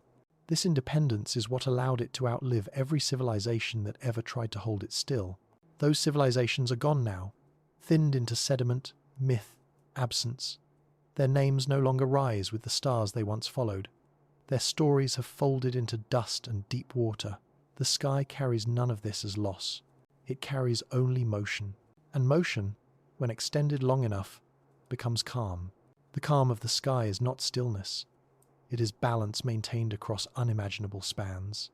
A steadiness that absorbs disruption without needing to react. A patience that allows everything beneath it to be temporary.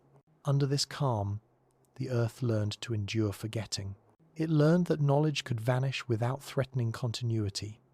That orientation could be lost without ending life. That meaning could dissolve and still leave behind function. This learning mattered. It allowed the planet to host intelligence again and again, without depending on any single version of it. Each new intelligence would arrive beneath the same sky, changed but not diminished, shaped by conditions older than memory. Some would look up and feel awe. Some would look up and feel nothing. The sky would remain unchanged in its work. This is not indifference. It is generosity without attachment. The sky gives everything it has, light, rhythm, pressure, without asking for acknowledgement. It does not track gratitude. It does not respond to neglect. It continues because continuation is its nature. And in this, it models the oldest form of resilience, to exist fully without requiring recognition. So the chapter closes not with disappearance, but with diffusion. The sky fades from story and becomes structure. It stops being a subject and becomes a setting. It outlives its witnesses by making witnesses unnecessary. Above all that comes and goes, it remains quiet, expansive, unclaimed, holding space for futures that will invent their own ways of looking up, or not looking up at all, because the sky does not need to be seen to shape what survives beneath it. And beneath that unspoken vastness, the earth prepares another memory, one that will surface not above, but below. Nothing truly disappears all at once.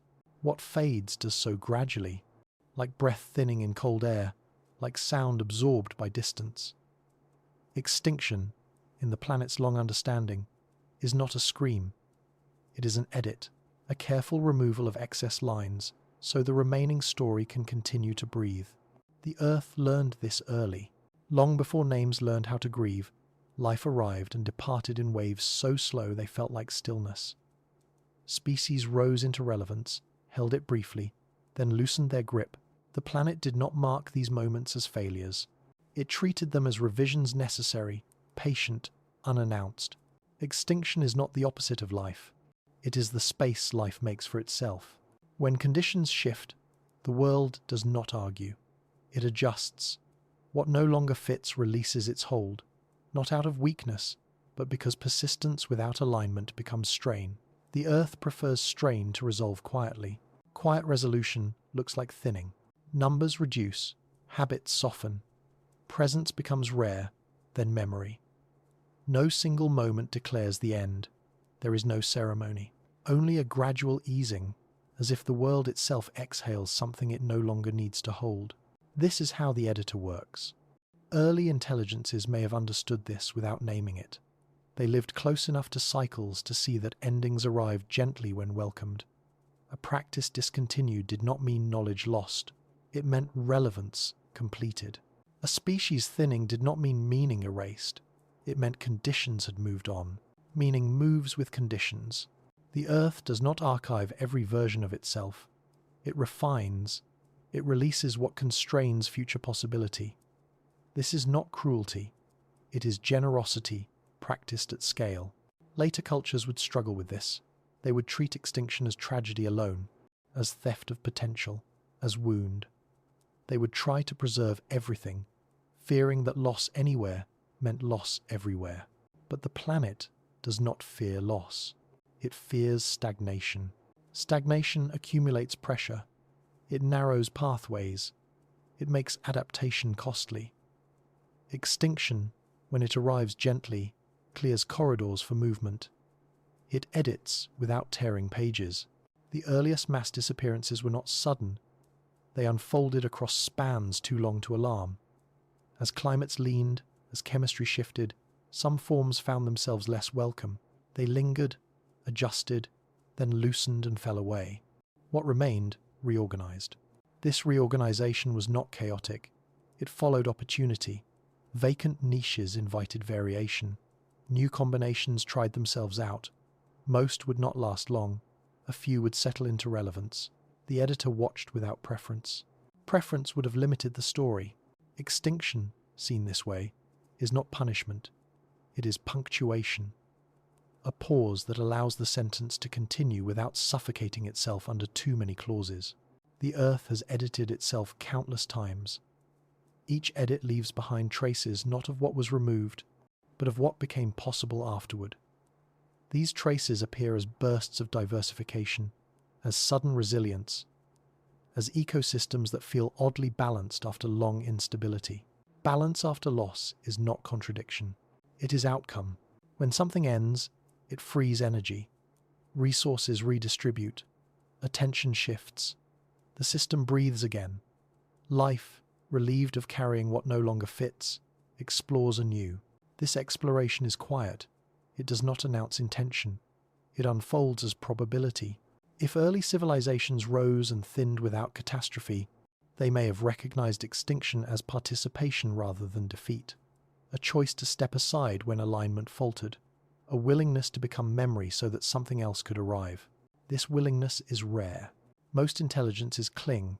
They demand continuation beyond relevance. They mistake endurance for virtue. The Earth does not share this confusion. It values continuity of process, not persistence of form. Forms come and go. Processes remain. Extinction edits form to preserve process. When a species disappears, the Earth does not erase its influence. It redistributes it. Behaviors pass into other species. Nutrients return to cycles. Even absences shape futures by defining what will never be again. Absence is informative. It outlines limits. It warns gently. It keeps the story from repeating itself too precisely. The editor knows that repetition without change leads to fragility. So, extinction intervenes not abruptly, but patiently when repetition becomes risk. The sky continues its motions. The land continues its adjustments. Within this continuity, extinction works quietly, trimming, refining, allowing space. There is no ledger, no tally of losses. Only a living manuscript, constantly revised, where erasure is not condemnation but care. And somewhere within this vast editing, intelligence itself is revised again and again, sometimes amplified, sometimes softened, sometimes removed entirely when it grows too loud for the world that holds it. The Earth does not apologize for these edits. It does not explain them. It continues. And in that continuation, extinction becomes not an ending, but a transition written so gently that most never notice the hand that turned the page.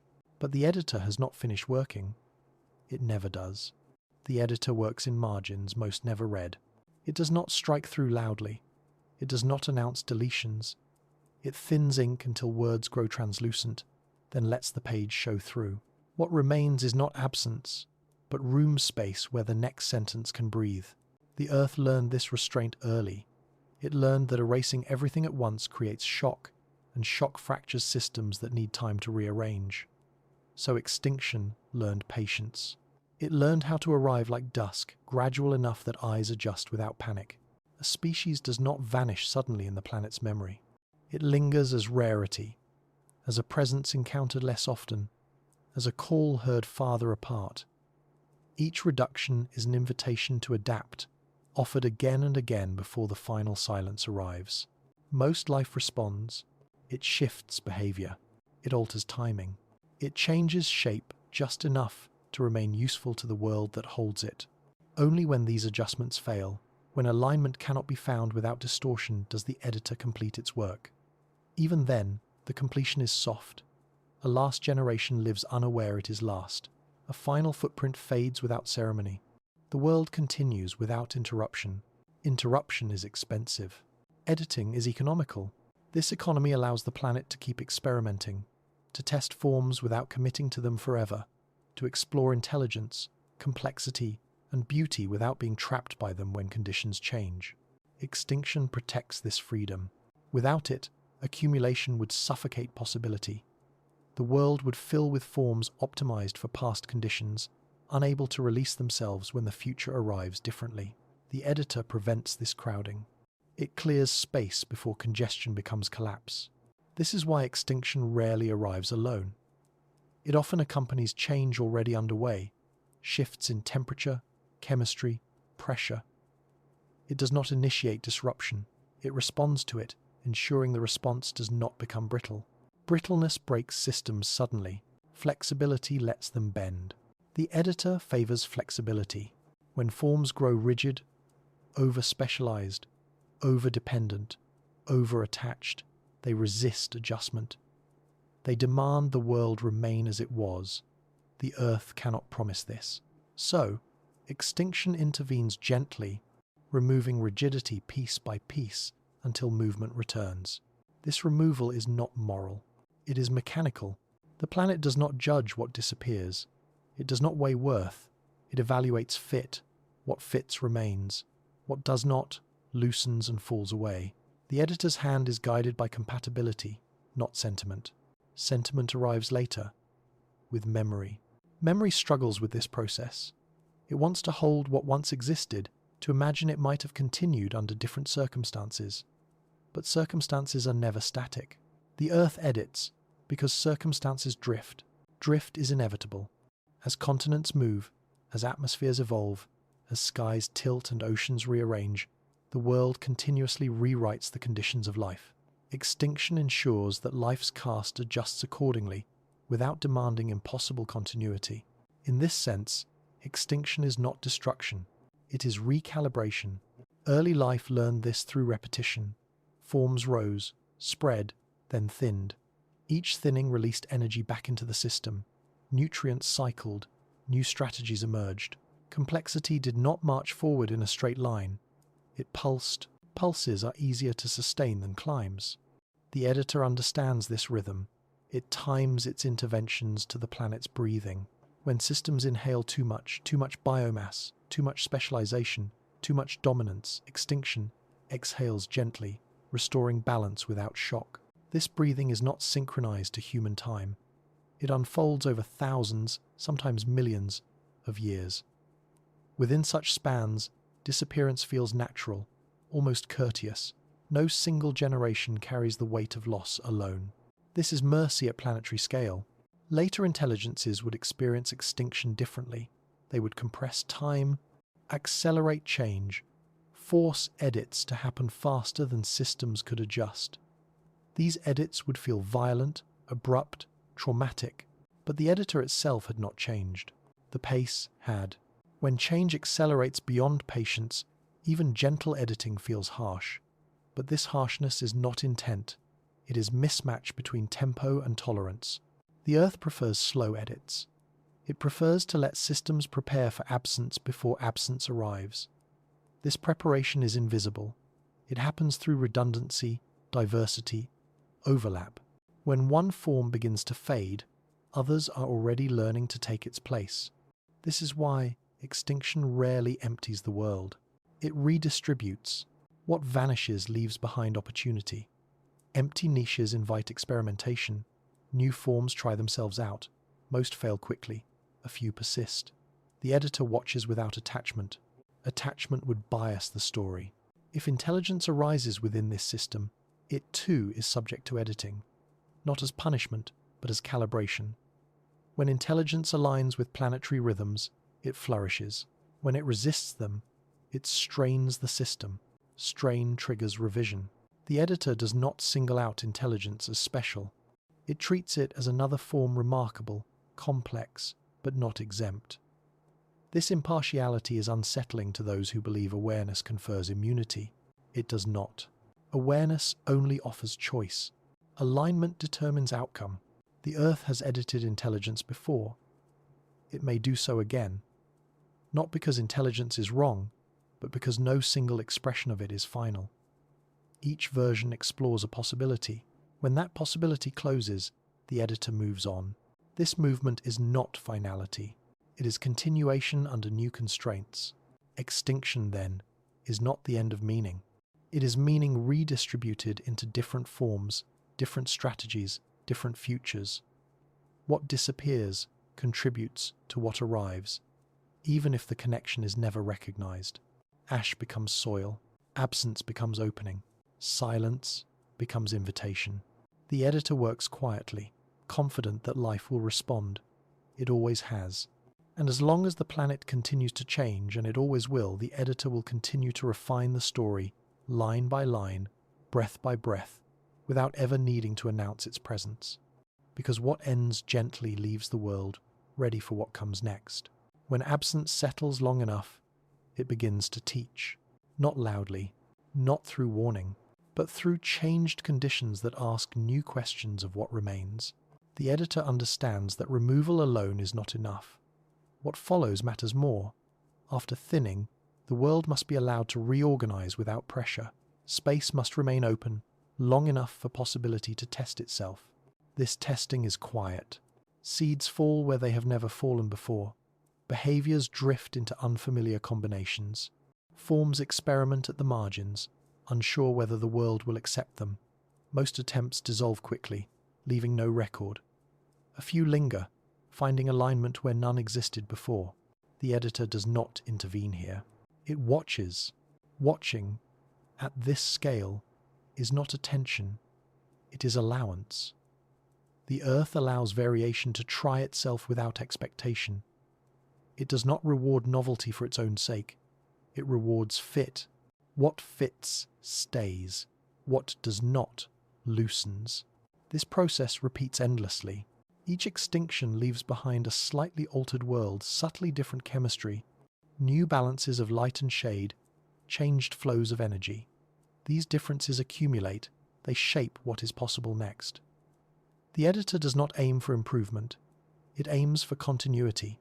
Continuity requires change. Without editing, continuity fractures. Systems overload. Feedback loops tighten until they snap. Extinction intervenes before this happens, trimming gently, redistributing pressure, keeping the story flexible. Flexibility is the editor's highest value. Rigid systems fail dramatically. Flexible ones fail quietly, in pieces small enough to be absorbed. The Earth prefers the second. It has practiced this preference for billions of years. When life first crowded the seas, extinction thinned it. When oxygen reshaped the air, extinction revised the cast. When land opened, new possibilities, extinction cleared room for adaptation. Each time, the editor arrived not as catastrophe, but as rebalancing stretched across deep time. Memory struggles with this pace. Looking backward, extinction appears sudden because memory compresses. It folds long processes into single moments, creating the illusion of abrupt endings. But lived forward, extinction is rarely abrupt. It is a long negotiation between form and condition. Negotiation implies choice. Life negotiates by adjusting. The editor waits to see if adjustment holds. Only when negotiation fails does removal complete itself. Even then, the completion is gradual, respectful of the system's need to adapt. This respect is not emotional. It is structural. Systems that are rushed fracture. Systems given time reorganize. The editor gives time whenever possible, but time is not infinite. When conditions shift faster than adaptation allows, extinction accelerates. This acceleration is not intent, it is consequence. The editor cannot slow the planet's movements, it can only respond to them. Response without blame. Later intelligences would assign blame to extinction. They would frame it as error, cruelty, waste. But the editor does not err. It edits based on constraints. When constraints tighten, edits become sharper. This sharpness is felt as loss. Loss is real. Grief is real. But grief belongs to memory, not to the process itself. The earth does not grieve. It integrates. It absorbs loss into future possibility. What disappears does not leave the system poorer. It leaves it rearranged. Rearrangement creates opportunity. After extinction, systems often become more resilient, not less. Diversity returns in new forms, redundancy increases, pathways multiply. These outcomes are not guaranteed, but they are common enough to reveal a pattern. The editor tends toward resilience. Resilience does not mean stability. It means recoverability. A resilient world can absorb shock without losing continuity. Extinction contributes to this by preventing overcommitment to any single strategy. It ensures that no form becomes indispensable. Indispensability is dangerous. When a system relies too heavily on one form, its loss becomes catastrophic. The editor avoids this by thinning dominance before dependence becomes absolute. This thinning may feel unjust to the dominant form. The editor does not consider this. It considers the whole. The whole is always larger than its parts. If intelligence arises and begins to imagine itself indispensable, the editor notes this, not with judgment, but with attention. Intelligence that aligns with the whole remains integrated. Intelligence that isolates itself becomes brittle.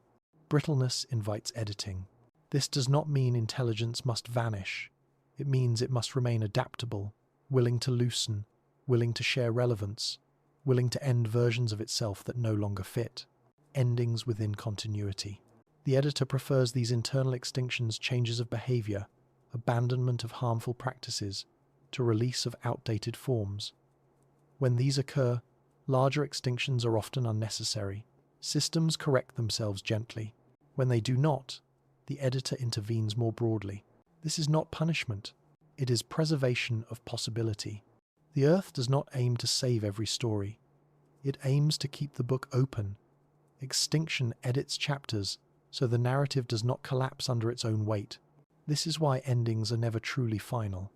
They are transitions written slowly enough that the next beginning can find its footing. Silence follows extinction not as emptiness, but as pause. A breath held long enough for the world to listen again. In that pause, new arrangements begin to whisper. The editor steps back. It always does. Because its work is not to decide what comes next, but to make sure something can. And in that open space, life leans forward again, unsure, unfinished. In the long quiet after thinning, the world listens to itself, not for instruction, for balance. This listening is not conscious, yet it is precise. Energy redistributes, relationships loosen and reform. The absence left behind by extinction becomes a corridor rather than a void, guiding movement without announcing direction. The editor understands corridors. They are spaces shaped by what no longer blocks them. Paths revealed not by construction, but by release. When a dominant form steps aside, light reaches new ground. When a familiar rhythm ends, timing opens to variation. The earth reads these openings instinctively and begins to explore them. Exploration does not hurry. Life tests edges softly, then retreats, then returns. Small adjustments accumulate into larger shifts. No single experiment claims authority. The editor allows many attempts to coexist briefly, knowing most will resolve themselves without intervention. Resolution is favored over victory. Victories narrow options. They compress diversity into hierarchy. The editor resists this by allowing success to remain provisional. What thrives today may thin tomorrow. What fades now may return later in altered form. This provisional success keeps the system honest. Honesty, at planetary scale, is alignment with constraint. The Earth does not promise unlimited growth. It offers conditions. When forms accept these conditions, they persist. When they exceed them, editing begins. Exceeding is not sin, it is signal. Signals do not accuse, they inform. Extinction reads excess as information that balance has shifted. The response is not immediate. The editor waits to see if self-correction occurs. Often it does. Dominance softens. Competition redistributes. Systems recalibrate internally. When self-correction fails, editing resumes. This resumption is not sudden. It begins at the margins. Specialists struggle first. Dependencies strain. Interactions fray. The editor trims where rigidity is greatest, preserving flexibility elsewhere. This selective thinning is subtle. It often goes unnoticed until it is nearly complete. Memory later compresses it into a moment and names it catastrophe. But lived forward, it is a long easing. Ease matters. When endings arrive gently, the world has time to prepare. Nutrients cycle back into availability. Behaviors diffuse into other forms. Knowledge, where it exists, loosens into instinct. The editor aims for this softness whenever possible. Soft endings preserve continuity. Hard endings fracture it. The Earth prefers continuity. It tolerates disruption only as needed to maintain it. Extinction is one of its tools, not its goal. The goal is always movement that can continue without breaking. This preference shapes scale. Small extinctions are common and quiet. They occur constantly, editing behaviors and lineages without notice. Large extinctions are rare, arriving only when accumulated rigidity overwhelms gradual correction. Rarity does not mean exception. It means last resort.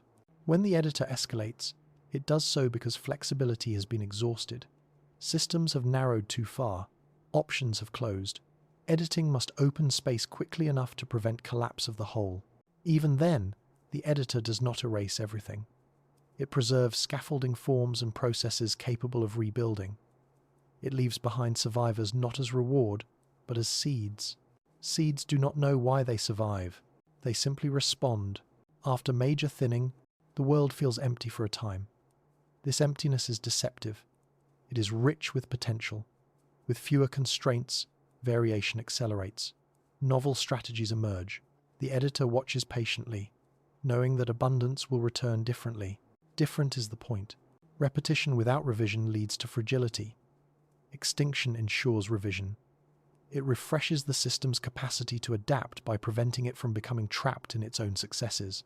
This is difficult to accept for those who value continuity of form over continuity of process. But the Earth values process. It will sacrifice form to protect it. This sacrifice is not cruel. It is careful. Care, at this scale, is impersonal. It does not favor individuals or species. It favors dynamics that keep the story open. Extinction edits the cast so the stage remains usable. If intelligence participates in this system, it faces the same conditions. Intelligence that edits itself, abandoning harmful strategies, releasing obsolete structures, aligns with the editor's preference. Intelligence that refuses internal revision invites external editing. The editor does not threaten. It responds. Response is always proportional to resistance. The more rigid the system, the sharper the edit required to restore movement. This proportionality is consistent, even if it feels harsh to those attached to the removed forms. Attachment complicates understanding. Memory clings to what was and calls its removal loss. The editor sees only blockage cleared.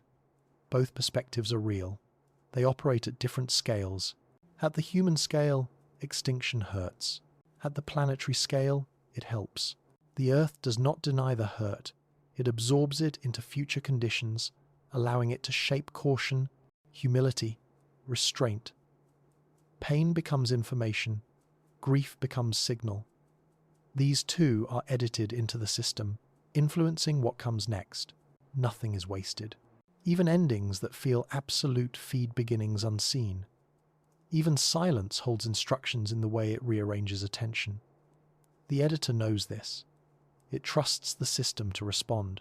So, after thinning, it steps back again. It always does. Because the editor's work is not to control the future, but to ensure the future remains possible. Once space is opened and pressure relieved, intervention is no longer needed. The world continues on its own. And in that continuation, the quiet work of editing fades into the background, waiting for the next moment when balance asks to be restored. In the far distance of time, where causes blur into conditions, extinction completes its work by becoming invisible, not absent, simply indistinguishable from the flow it serves. The editor steps so far back that its hand can no longer be traced, only felt in the steadiness that follows. Steadiness is the result. After revision, the world does not celebrate. It resumes. Energy finds new pathways. Interactions reorganize without announcement. What remains settles into a quieter equilibrium, not because it is perfect, but because it is workable. Workable is enough. The Earth does not aim for ideal outcomes. It aims for continuance that does not tear itself apart. Extinction, when it finishes, leaves behind a system that can carry on without constant correction. The editor has done its job when intervention is no longer required. This is the mark of gentle editing. What disappears does not leave a hole. It leaves a change in pressure, a different way space behaves, a new ease or resistance that guides what follows without dictating it. The editor prefers these subtle legacies to dramatic absences. Dramatic absences demand attention. Subtle changes guide behavior. The Earth chooses guidance. Over deep time, the accumulation of these gentle edits produces a world that feels resilient without being rigid. Diversity returns not as restoration, but as reinvention. New forms arise that would not have been possible under previous constraints. The story continues, altered but intact. Intact does not mean unchanged. It means uninterrupted. This uninterrupted flow is the editor's highest achievement. To remove without rupture, to revise without collapse, to allow endings that do not poison beginnings. When viewed this way, extinction becomes a form of care practiced without sentiment, care that does not cling, care that trusts movement more than memory, care that understands when holding on costs more than letting go. This understanding is ancient. It predates intelligence. It predates life as it is now known. The Earth learned it through repetition, through countless attempts that crowded too tightly and had to be thinned. Each lesson refined the editor's patience. Patience is essential. Without patience, editing becomes destruction. With it, editing becomes maintenance. The Earth chose maintenance early and never abandoned it. Extinction is one of its maintenance tools, used sparingly, precisely, and only when needed. Those who experience extinction from within rarely feel its gentleness. From inside the edit, loss is real and immediate. The editor does not deny this. It absorbs loss into the larger process, allowing grief to become another form of information shaping future behavior. Information travels forward even when memory does not. In this way, extinction contributes not only to biological change, but to the emotional texture of the world. Caution arises, sensitivity deepens, restraint gains value. These qualities do not erase loss. They carry it forward as wisdom rather than weight. Wisdom, at planetary scale, is not stored, it is distributed. It appears as limits respected instinctively, as growth checked before excess, as intelligence learning when to revise itself rather than demand the world revise around it. These tendencies are not guaranteed. They are invitations extended repeatedly.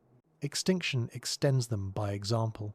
It demonstrates that endings can be survivable, that removal does not equal annihilation, that something meaningful can conclude without condemning what follows. This demonstration is quiet but persistent. The editor never insists on being understood. Understanding is optional. Response is not. The earth responds to conditions as they arise. When life aligns, it flourishes. When it overreaches, it is edited back into balance. This cycle does not aim toward a final state. It aims toward ongoing capacity. Capacity to adapt, capacity to recover, capacity to begin again. Extinction protects this capacity by preventing the system from becoming too attached to any one configuration. It keeps the future open by closing doors that no longer lead anywhere useful. Closing doors is not cruelty. It is navigation. The earth navigates time the way a river navigates terrain, by yielding to contours, carving when necessary, abandoning channels that no longer serve flow. Extinction is one way channels are abandoned so new ones can form. No river apologizes for changing course. No planet should be expected to. As this chapter settles, extinction fades back into the background where it belongs. Not as threat, not as tragedy alone. As a quiet function of a living world committed to continuation over preservation. What remains carries on, altered but viable. What disappeared has already contributed everything it could. Nothing essential is lost, because nothing essential was singular. The editor closes this revision without ceremony. The page turns. The story breathes. Life continues, not in spite of endings, but because of them. And somewhere ahead, another memory waits to surface, not of what vanished, but of what learned to endure by letting go. From this quiet editing, a deeper inheritance begins to gather. One held not in absence, but in what survives by adapting. Water remembers differently than stone. Stone keeps pressure. Water keeps passage. When the world warmed and cooled in its long, uneven breathing, water became the quiet editor of memory, carrying away what insisted on staying sharp and smoothing what could endure contact. Floods did not arrive as interruptions. They arrived as returns, oceans reclaiming what had once been borrowed, rivers revisiting paths they had always known. The earth did not call this loss. It called it circulation. Coastlines are promises only briefly kept. The planet draws them, erases them, redraws them again elsewhere. What feels permanent from within a lifetime is, to water, a temporary pause. Beneath each pause lies an older map, folded and waiting. If civilizations rose early and softly, many did so near water, not for conquest, but for rhythm. Tides taught timing without instruction. Rivers offered movement without demand. Shores held the quiet agreement between stability and change. But water does not negotiate forever. As ice thinned and seas rose, memory did not vanish. It submerged. Settlements did not collapse dramatically. They loosened, retreated inland, and thinned into absence. Wood returned to fibre. Clay softened. Stone settled into sand. What could float dispersed. What could sink found a new kind of stillness. The flood did not erase. It archived. Archives beneath water do not resemble shelves. They are scattered, layered, reordered by current and gravity. They keep no index. They preserve without labeling. Time slows there, not because decay stops, but because disturbance does. In the quiet below waves, sharp edges dull quickly. Noise disappears. Light arrives filtered and patient. Objects lose their urgency. They become part of the seafloor's long breath. This is where memory goes when it no longer needs witnesses. Early presences may have understood this intuitively. They did not expect coastlines to keep their promises. They sensed that water would return, not as punishment, but as completion. So what mattered most was never entrusted fully to land. Practices travelled. Knowledge lived in movement. Attachment stayed light. When the waters rose, departure did not feel like catastrophe. It felt like alignment shifting. The sea arrived because it always does. Resistance would have been futile and unnecessary. Release was easier. Release leaves fewer scars. The earth prefers release to rupture. Floods that arrive gently over centuries, not seasons, allow systems to reorganize without shock. Species migrate, forests retreat uphill, human presence thins and relocates. The water takes its place back without argument. Later memories compress this into drama. They tell stories of sudden deluge, of worlds lost overnight, but lived forward. Most floods are patient. They teach by slow insistence, not by surprise. Patience changes how loss is felt. What sinks slowly becomes familiar. The shoreline moves a little each generation. The place where a house once stood becomes tidal, then marsh, then open water. Memory adjusts with geography. No single moment demands grief. Instead, grief spreads thin, like salt. Salt preserves. It also dissolves. Beneath rising seas, traces remain not as ruins insisting on discovery, but as textures waiting for chance. A stone alignment softened into reef, a path turned into current, a hearth scattered into mineral trace. These are not monuments. They are residues of presence, translated into another language. Water is fluent in translation. It takes what land offered and reworks it into flow, into sediment, into chemistry. What once stood above becomes nutrient below. Memory becomes material. History becomes environment. This is why the ocean floor feels heavy with time, not crowded with stories, but dense with consequence. Everything that enters it becomes part of a larger circulation that does not privilege origin. The sea does not remember names. It remembers balance. Salinity adjusts. Temperature shifts. Life reorganizes itself around gradients that move slowly but decisively. What sinks becomes habitat. What dissolves becomes sustenance. Nothing is wasted. Nothing remains separate. If early civilizations disappeared beneath rising waters, their disappearance was not an ending. It was a redistribution. Their materials fed new ecologies. Their absences shaped currents. Their silence became depth. Depth is a kind of memory. It does not recall. It holds. What lies beneath the flood is not a secret waiting to be exposed. It is a memory that has chosen another mode of existence, one that does not speak easily to surface minds. Surface thinking wants retrieval. Depth offers continuity. The earth trusts depth. It sends what no longer needs attention downward, where it can influence slowly without being disturbed. Beneath the flood, memory becomes stable enough to last, yet quiet enough not to interfere. This is the paradox of water. It is always moving, yet it creates stillness, where movement becomes uniform. In that uniformity, time stretches. What was once urgent becomes patient. What was once loud becomes weight. And in that weight, the planet keeps what it can no longer afford to hold on land. But the flood has not finished remembering. It is still carrying the past into places where time moves differently. Water teaches patience by repetition. Wave after wave, tide after tide, it returns without urgency, reshaping without insisting. What enters this rhythm learns to soften. Corners round, surfaces dull, differences blur. The flood does not erase identity. It dissolves insistence. Beneath the surface, time behaves differently.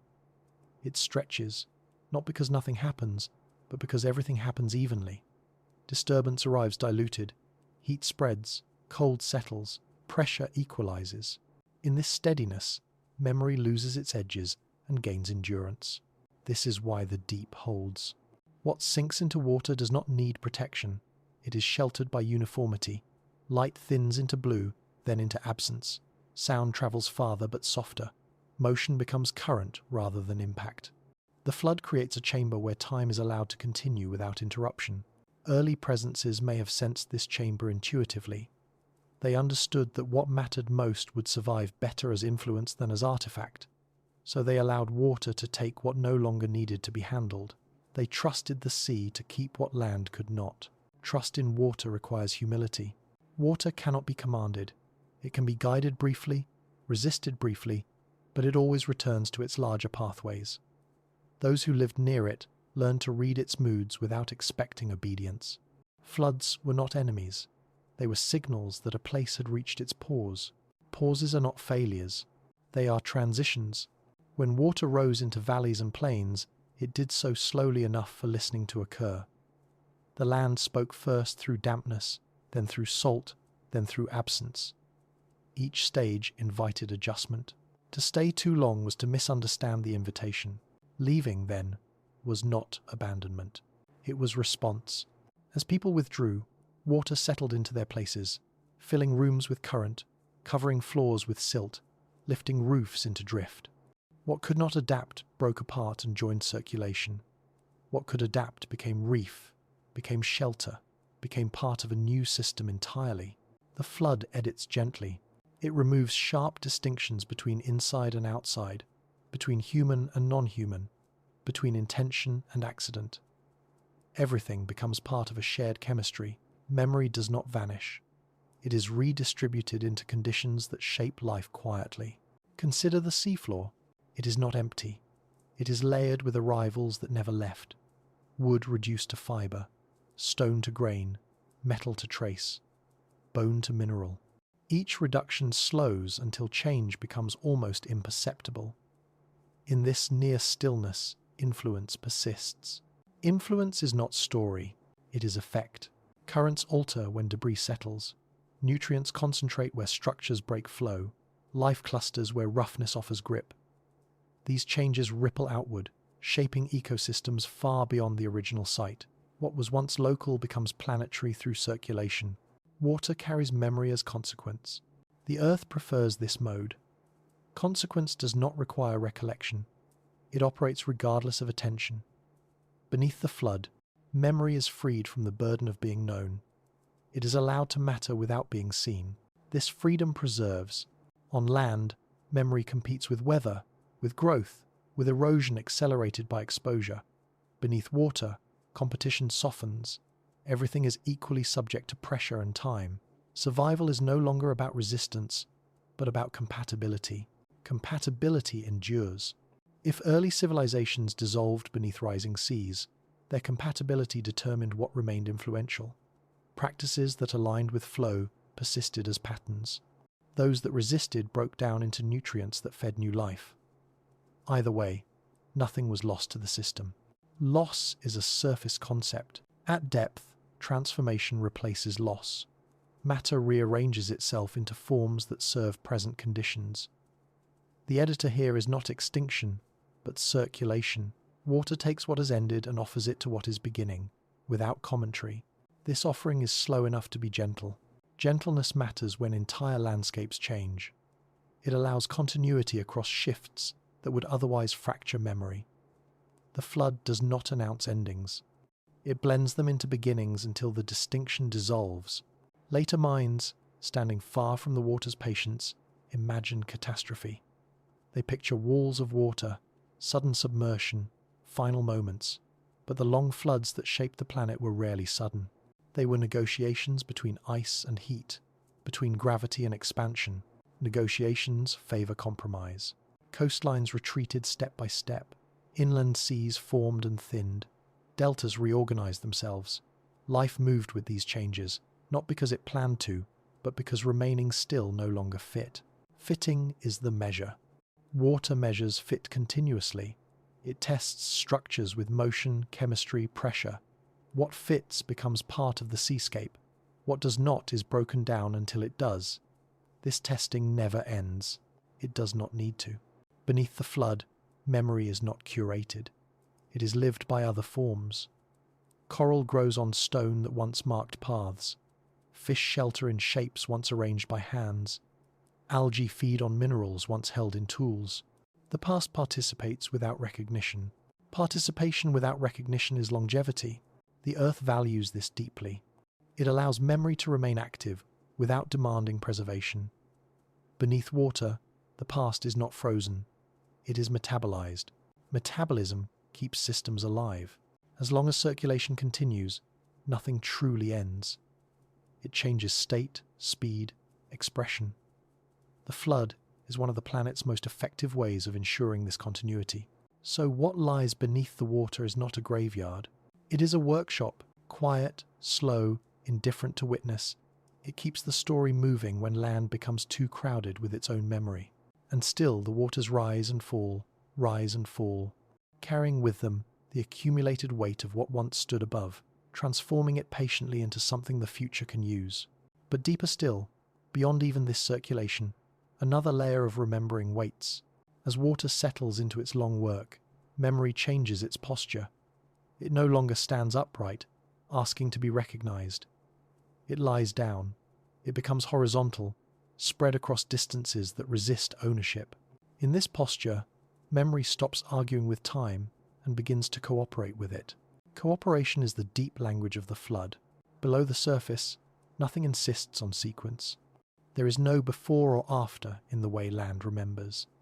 There is only layering fine silt over coarse sand, shell over stone, mineral over bone. Each layer is a moment slowed until it can rest beside another without conflict. Rest is rare on land. It is common beneath water. Currents smooth the work of gravity. Temperature steadies. Pressure equalizes. In this calm, the sharp urgency of endings dissolves. What once felt like loss becomes rearrangement. The flood teaches that rearrangement is not interruption. It is continuity expressed differently. This lesson changes how influence persists. On land, influence often requires visibility. Beneath water, visibility fades quickly. What remains is texture, roughness that catches life, hollows that offer refuge, gradients that guide movement. These textures do not announce their origin. They do not need to. Origin matters less than function. A stone placed long ago becomes reef not because it was placed, but because it offers grip. A sunken structure shelters fish not because it was shelter once, but because it interrupts flow now. The flood does not preserve intention. It preserves utility. Utility keeps memory alive without sentiment. This is why submerged landscapes feel ancient in a way ruins on land do not. They are not waiting to be interpreted. They are already participating. They have been folded into systems that continue to work without explanation. The earth favors participation over preservation. Preservation freezes. Participation circulates. As water circulates, it carries dissolved memory far from its source. Minerals leach into currents, traveling across basins, feeding life that will never know where they began. This anonymity is not loss, it is expansion. Expansion without authorship is the flood's gift. If early civilizations allowed water to take what they could not carry forward, their memory did not diminish. It spread. It entered cycles that outlast names. It shaped ecologies that would persist long after any story about them faded. This shaping is subtle. A slight increase in nutrient density changes growth patterns. A changing current alters migration routes. A reef redirects waves, calming a shoreline miles away. These effects accumulate, weaving submerged memory into the planet's functioning fabric. Fabric does not advertise its threads. The deeper the memory sinks, the less it needs recognition. Pressure increases, motion slows, time stretches. At certain depths, change becomes so gradual it feels like permanence. Here, memory is safest not because it is protected, but because it is no longer exposed. Exposure invites erosion. Depth invites duration. This is why the earth sends so much of its past downward. When the surface grows too crowded with consequence, the flood relocates memory into places where it can rest and continue shaping quietly. Later minds imagine retrieval. They send instruments downward, hoping to pull the past back into light. But retrieval misunderstands the function of depth. What is held there is not waiting to return. It is waiting to continue doing what it does best, participating without interference. Interference disrupts circulation. When memory is dragged back into light, it is removed from the systems that gave it meaning. It becomes artifact instead of influence. The flood resists this by making depth difficult to access and easy to forget. Forgetfulness is protective. Protected memory does not require defense. It persists by being unremarkable. Beneath the flood, memory becomes part of the ocean's baseline, a constant background that life adapts around without noticing. This unnoticed persistence is powerful.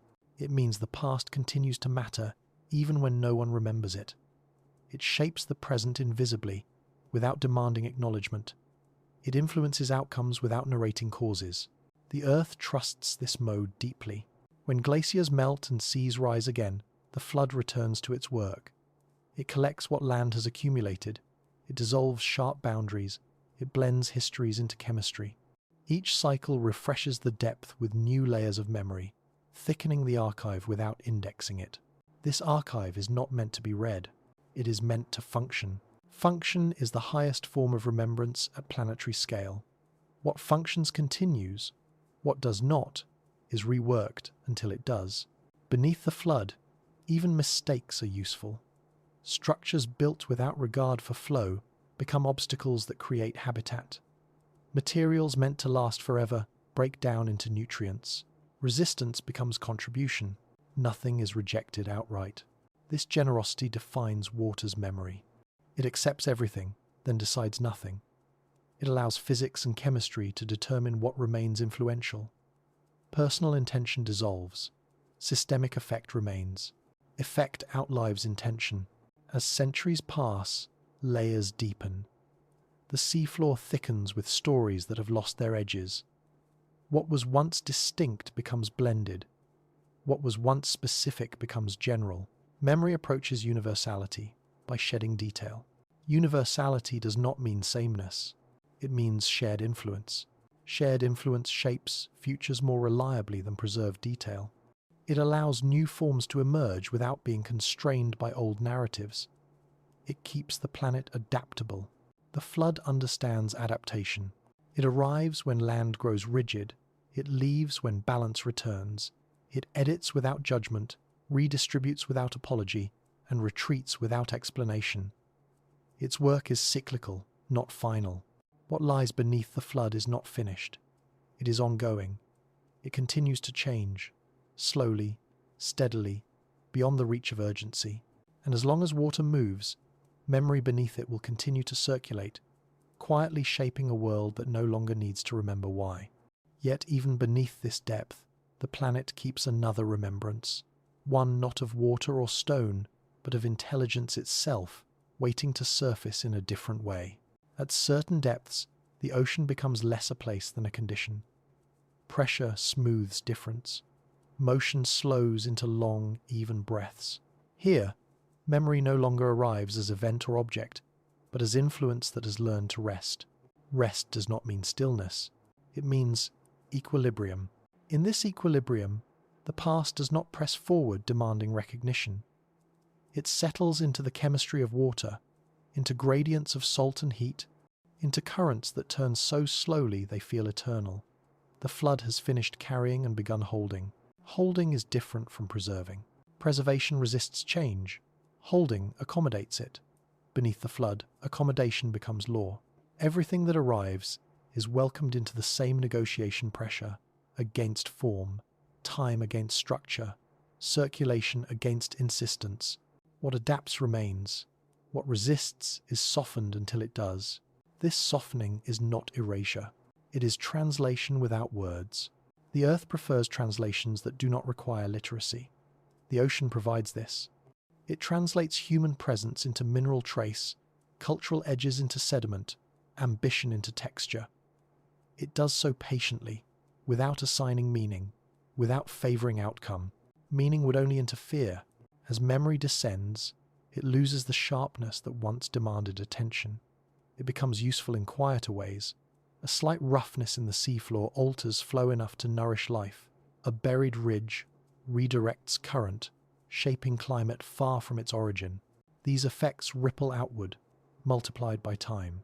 Ripple is the language of depth. It moves without announcing itself.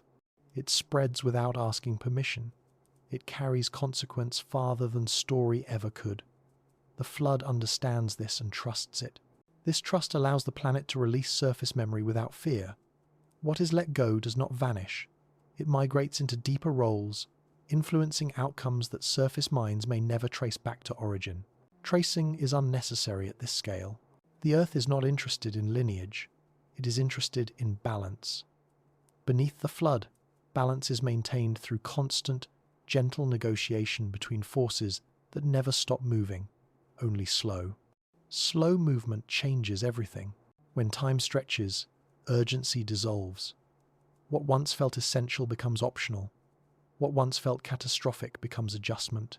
The flood teaches the planet how to absorb change without breaking, by spreading it thin enough to be metabolized. Metabolized memory does not return as itself. It returns as capacity. Capacity for life to persist. Capacity for systems to adapt. Capacity for intelligence to re-emerge in new configurations. If early civilizations slipped beneath rising waters, their legacy did not drown. It entered this metabolic loop. Their materials fed reefs. Their absences reshaped currents. Their silence contributed to the steadiness that followed. Steadiness is not stagnation. It is readiness. From steadiness, new patterns can arise without being forced. Beneath the flood, the world prepares itself quietly for what comes next. It keeps options open by refusing to harden memory into monument. Monuments belong to land. Continuity belongs to water. As ages turn, seas fall again. Land returns where water once held sway. What surfaces is never the same as what submerged.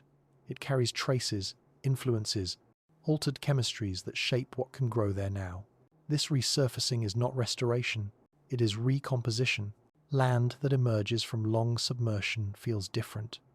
It holds moisture differently. It supports life in unfamiliar ways. Memory carried through water re-enters the surface world transformed, ready to participate again without insisting on recognition. The flood releases only what can function. What cannot function remains at depth, continuing its quiet work. This selectivity is not judgment, it is alignment. The earth offers the surface only what suits present conditions, while keeping the rest active where it belongs. This is the wisdom of submergence. To place memory where it will do the least harm and the most good, to let go of what insists on being seen, to trust depth with what no longer needs light. Light is fickle, depth is faithful. The planet has used this strategy repeatedly. When surfaces grow crowded with consequence, water arrives to redistribute. When rigidity threatens adaptability, the flood loosens it. When memory becomes too sharp to carry forward, depth receives it. Receiving without display is care. The ocean cares this way constantly, without instruction, without acknowledgement. It holds what the world cannot hold openly, and in doing so, keeps the future from being burdened by the past. This burden lightening is essential. Without it, accumulation would suffocate possibility. The flood prevents this by offering a place where accumulation can rest without pressing. Beneath water, even the heaviest histories become manageable.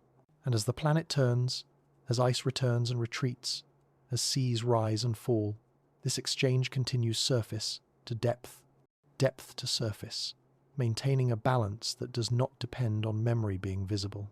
The flood does not forget, it distributes. Distribution is survival.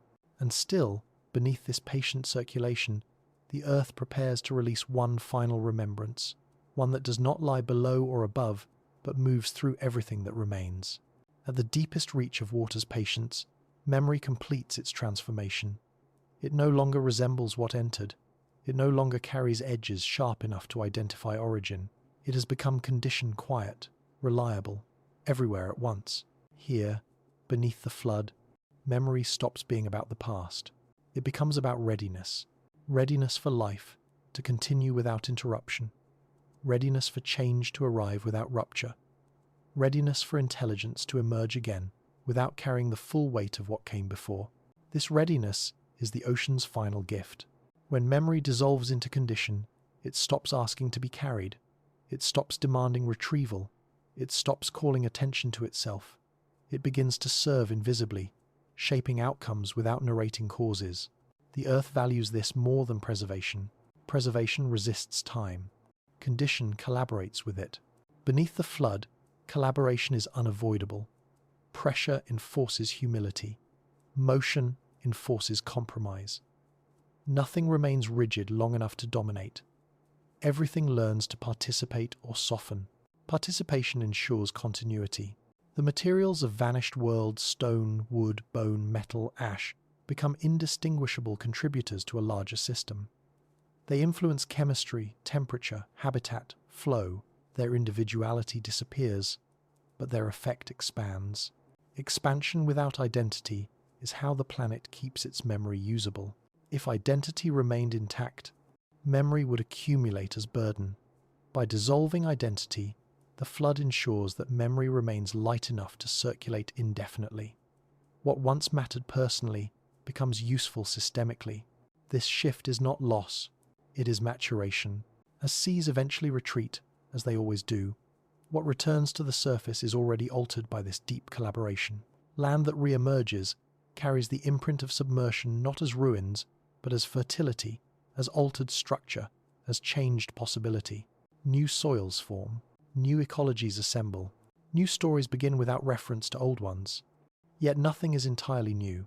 The flood has seeded the surface with redistributed memory quiet influences that shape what can thrive there now. These influences do not announce themselves.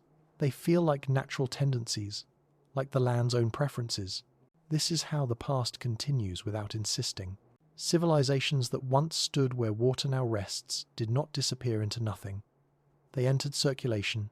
Their materials, their absences, their silences became part of the planet's working memory, used, reused, translated again and again. The ocean does not keep relics. It keeps capacity. Capacity for life to reorganize. Capacity for systems to remain flexible. Capacity for intelligence to arise without inheriting obligation. Obligation constrains the future. The flood releases it.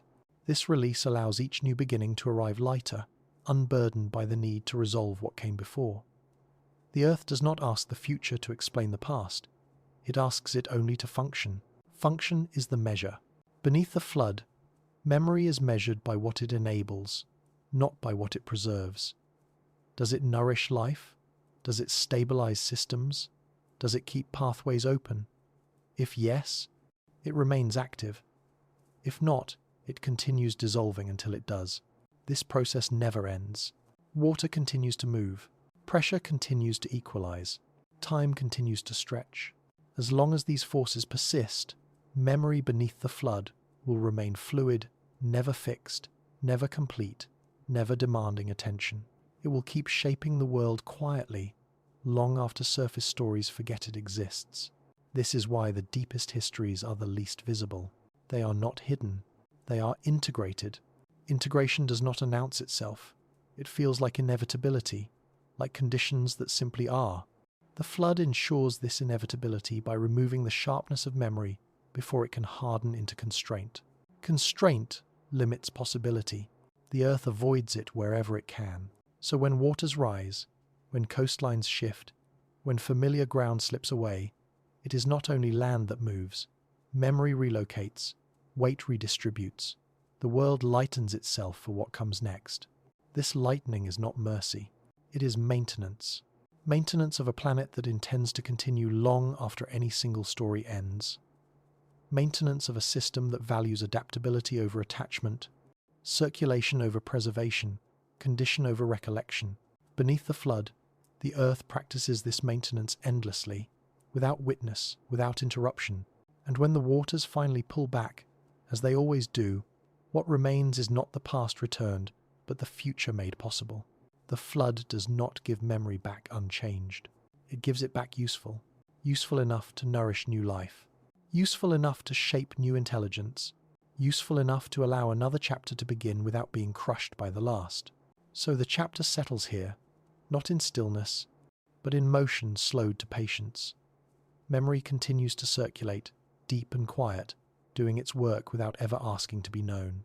And from this redistributed depth, something stirs again. Not a civilization, not a flood, but a question carried forward through everything that remains. What dissolves into soil, into water, into air, does not disappear. It rearranges itself into conditions that think again, feel again, look outward once more. The Earth does not remember only in stone or depth. It remembers by reusing what once learned how to persist. This is where memory becomes subtle. Not memory as recall. Memory as tendency. Long after structures soften and stories thin, patterns remain active. Certain ways of organizing matter return. Certain impulses toward gathering, toward shaping, toward meaning, reappear without explanation. These are not copies. They are echoes carried forward through chemistry and time. The past does not return as itself, it returns as inclination. Life is the planet's most efficient archive. It stores experience in behavior, in instinct, in structure. What worked once leaves traces in what emerges later, not as instruction, but as probability. Probability dreams quietly. Within each new intelligence, there are movements that feel older than learning. A comfort with rhythm, a pull towards symmetry, an unease with imbalance. These are not taught explicitly, they surface as familiarity without source. The Earth has practiced this transfer for billions of years. When a form ends, its strategies do not vanish. They diffuse into the system. Some enter genetics, some enter environment, some enter the subtle ways energy flows through living networks. Over time, these strategies recombine, testing themselves again in new configurations. This testing feels like imagination. Imagination is not separate from memory. It is memory unbound from detail. It explores possibilities using materials shaped by what has already happened. The planet imagines constantly, through mutation, through behavior, through adaptation. Each new intelligence is one of these imaginations. If civilizations once rose and softened before memory learned how to record them, their influence did not end with their absence. It moved inward. It became part of the background conditions from which later minds emerged. These minds do not remember consciously. They resonate. Resonance is quieter than knowledge. It does not announce certainty. It feels like déjà vu without image, like recognition without explanation. It guides without naming itself. This is how the past dreams. Dreams do not preserve detail. They preserve emotion, pattern, urgency. They take fragments and rearrange them, testing old themes in new forms. The Earth dreams this way too. When intelligence re-emerges, it carries dreams shaped by deep time, not stories of what happened, but tendencies toward what once mattered, toward cooperation or dominance, toward restraint or expansion, toward listening or insisting. These tendencies surface as choice points. Choice points are where memory becomes active. At these moments, intelligence feels pulled in more than one direction. The pull is not logical, it is atmospheric. It feels like instinct arguing with ambition, caution with desire. These arguments are ancient. They did not begin in any single species. They began when intelligence first learned it could change its environment and had to decide how much to change. Every subsequent intelligence inherits this dilemma, encoded not in history, but in the conditions that shaped its emergence. The Earth does not resolve this dilemma for its creations. It offers feedback instead. When choices align with planetary rhythms, continuity follows. When they resist, editing begins. Editing feels personal from inside the dream, but from the planet's perspective, it is simply adjustment. Memory offering correction without explanation. This is why intelligence often feels haunted by something it cannot name, a sense that paths have been walked before, that certain mistakes feel rehearsed, that some solutions feel like remembering rather than inventing. This haunting is not curse. It is inheritance. Inheritance without instruction requires interpretation. Each new intelligence must decide what to do with the feelings it did not generate but carries anyway. Some treat them as warnings, some ignore them, some attempt to dominate them. The Earth responds to each approach patiently. The past does not force itself forward. It dreams through the present, offering impressions rather than commands. It trusts intelligence to choose how to interpret the dream. Dreams are not meant to be literal. They are meant to be felt, then translated. Translation always changes meaning. That change is not error, it is evolution. The Earth allows memory to be mistranslated because mistranslation produces variation, and variation keeps the future open. Open futures matter more than accurate pasts. So the past dreams through us not to be restored, but to be transformed. Each intelligence becomes a new attempt to express something unfinished, a question asked again under different skies. The question is never spoken directly. It appears as longing, as curiosity, as the quiet sense that something important lies just beyond reach. This sense does not point backward, it points inward. Inward to the shared materials from which intelligence is made. Stardust shaped by gravity, carbon shaped by cycles, water shaped by patience, all of it carrying experience forward without preserving narrative. When intelligence looks inward long enough, it feels ancient. Not because it remembers specific events, but because it recognizes the weight of having been tried before. This recognition can humble or inflate. It can lead to restraint or to ambition sharpened by denial. The earth allows both responses, knowing that feedback will follow. Feedback is how dreams communicate. They do not explain consequences, they reveal them. If intelligence listens to the dream, if it senses the pull toward balance embedded in its own unease, it may adjust gently, revising itself before external editing becomes necessary. If it refuses, the editor returns. Not as punishment, as continuation. The past does not dream of vengeance. It dreams of completion, of loops closing softly rather than snapping, of intelligence learning to exist without insisting on permanence. This dream is ongoing.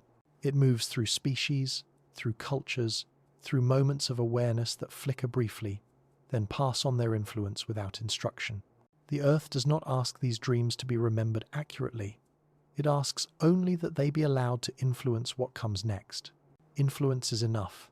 And so the chapter opens not with an answer, but with an invitation to notice the quiet familiarity beneath thought, the ancient weight beneath choice, the sense that intelligence is not starting from zero, but continuing a conversation that never fully ended.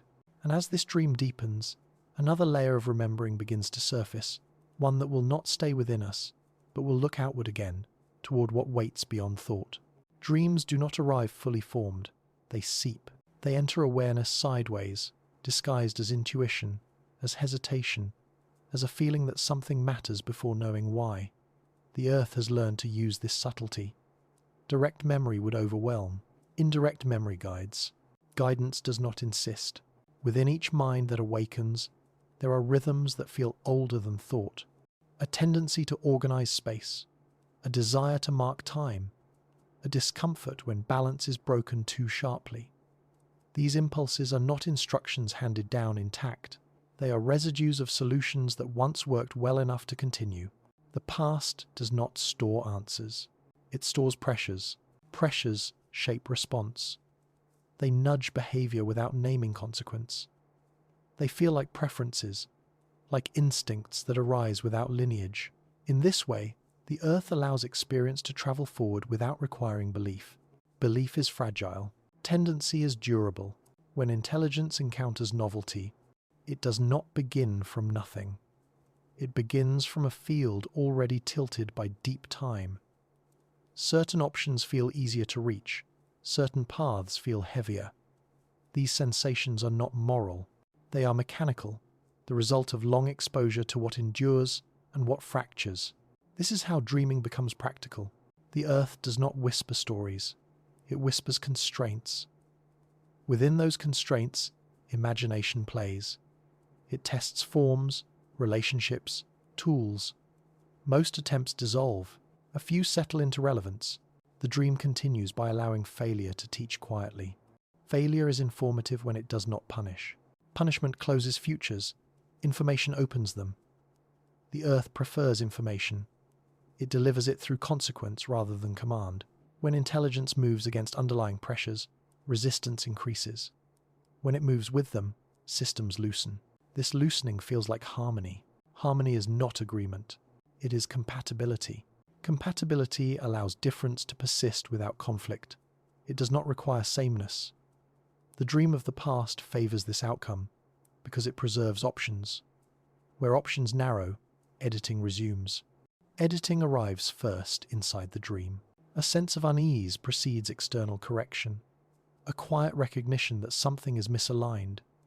This recognition is often dismissed as emotion, as doubt, as fear, but it is older than those labels. It is the dream signaling that a familiar threshold is being crossed again. Thresholds repeat. They appear wherever intelligence grows powerful enough to reshape conditions quickly. At these points, the dream intensifies. It becomes more insistent, not louder, but heavier. It presses inward as hesitation, as ethical friction, as the feeling that speed itself has weight. Speed has weight. The earth learned this early. Rapid change concentrates consequence. Concentrated consequence destabilizes systems faster than they can adapt. The dream responds by slowing perception, by making certain actions feel costly before they become catastrophic. This preemptive discomfort is a gift. It allows intelligence to revise itself before revision is imposed. It offers a chance to choose restraint voluntarily. The Earth prefers this. Internal editing is always gentler than external correction. But the dream does not coerce. Intelligence may ignore it. It may reinterpret it as obstacle rather than signal. It may accelerate anyway, convinced that mastery overrides memory. The Earth allows this experiment to proceed, knowing that feedback will arrive regardless. Feedback is impartial. When consequences accumulate beyond tolerance, the editor intervenes externally. What could have been revised internally is revised by condition. This is not betrayal of the dream. It is its continuation by other means. Dreams change form when ignored. They move from suggestion to structure, from intuition to environment, from feeling to physics. The Earth does not abandon the conversation. It simply changes the language. This persistence explains why certain patterns repeat across intelligences separated by time and form. The same tensions arise, the same temptations, the same turning points where restraint could preserve continuity or insistence could narrow it. Repetition is not punishment. It is opportunity recurring. Each recurrence carries slightly different conditions. The dream adapts, offering new nuances. It does not demand that intelligence arrive at a specific conclusion. It asks only that intelligence remain responsive. Responsiveness is the dream's goal, to respond rather than to dominate, to adjust rather than to insist, to release rather than to cling when alignment fades. These are not virtues imposed from outside. They are efficiencies discovered by the planet through repetition.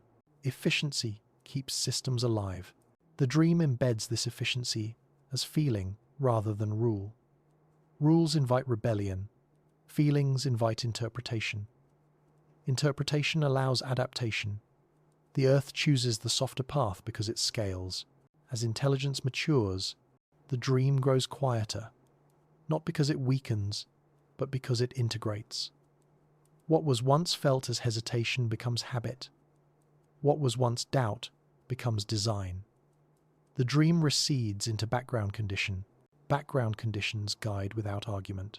This is how the past dreams through us most effectively, by becoming the ground on which choice stands. Choice still exists, but it exists within a landscape shaped by countless prior decisions, compressed into tendencies that feel natural. Natural does not mean inevitable. It means influential. Influence leaves room. The dream does not close futures. It keeps them open by discouraging paths that collapse possibility. It does not eliminate risk. It helps distribute it. Distributed risk is survivable. When intelligence learns to distribute risk across communities, across systems, across time, it aligns with the dream. When it concentrates risk into singular solutions, singular authorities, singular narratives, it strains against the underlying pressures. Strain signals revision. The dream communicates this strain long before collapse. It does so through restlessness, through the sense that something essential is being rushed or ignored. These sensations are ancient. They have accompanied intelligence wherever it has arisen. They are not evidence of failure. They are invitations to adjust. Whether the invitation is accepted determines how the next chapter is edited, gently from within, or broadly from without. The Earth prefers the first, and so the dream continues to move through living minds, quiet and persistent, offering familiarity without instruction, pressure without command, memory without story. It waits to see how intelligence will translate it this time. And as the translation unfolds, the dream deepens, seeking not to be remembered, but to be recognized in action. Recognition does not arrive as clarity, it arrives as friction. A moment where action feels heavier than expected, where progress carries a subtle resistance, not external, but inward. This friction is not fear, it is memory pressing gently against choice, reminding intelligence that it is not alone in its thinking. The Earth has learned that memory works best this way. If the past arrived as certainty, it would harden the future. If it arrived as command, it would provoke refusal. So it arrives instead as texture felt but not named, present but not dominant. Texture shapes movement. When a path is smooth, speed increases without thought. When it roughens slightly, attention returns. The dream roughens paths selectively, not to block them, but to slow them enough for awareness to catch up. Awareness is where adaptation begins. As intelligence develops tools and narratives, it often outruns its own sensitivity. Capacity expands faster than perception. The dream compensates by deepening sensation, by making consequences feel closer, more immediate, even when they are still distant. This closeness is illusion, but a useful one. Illusion is not deception when it protects continuity. The Earth uses illusion sparingly, allowing intelligence to feel the weight of future outcomes before those outcomes fully arrive. This is not prophecy, it is rehearsal. Rehearsal prepares response. In dreams, rehearsal appears as recurring themes. A rise followed by unease, a discovery shadowed by cost, a triumph that feels incomplete. These themes are not symbolic, they are compressions of experience, distilled so they can be carried forward efficiently. Efficiency matters. The planet cannot afford to pass full histories intact.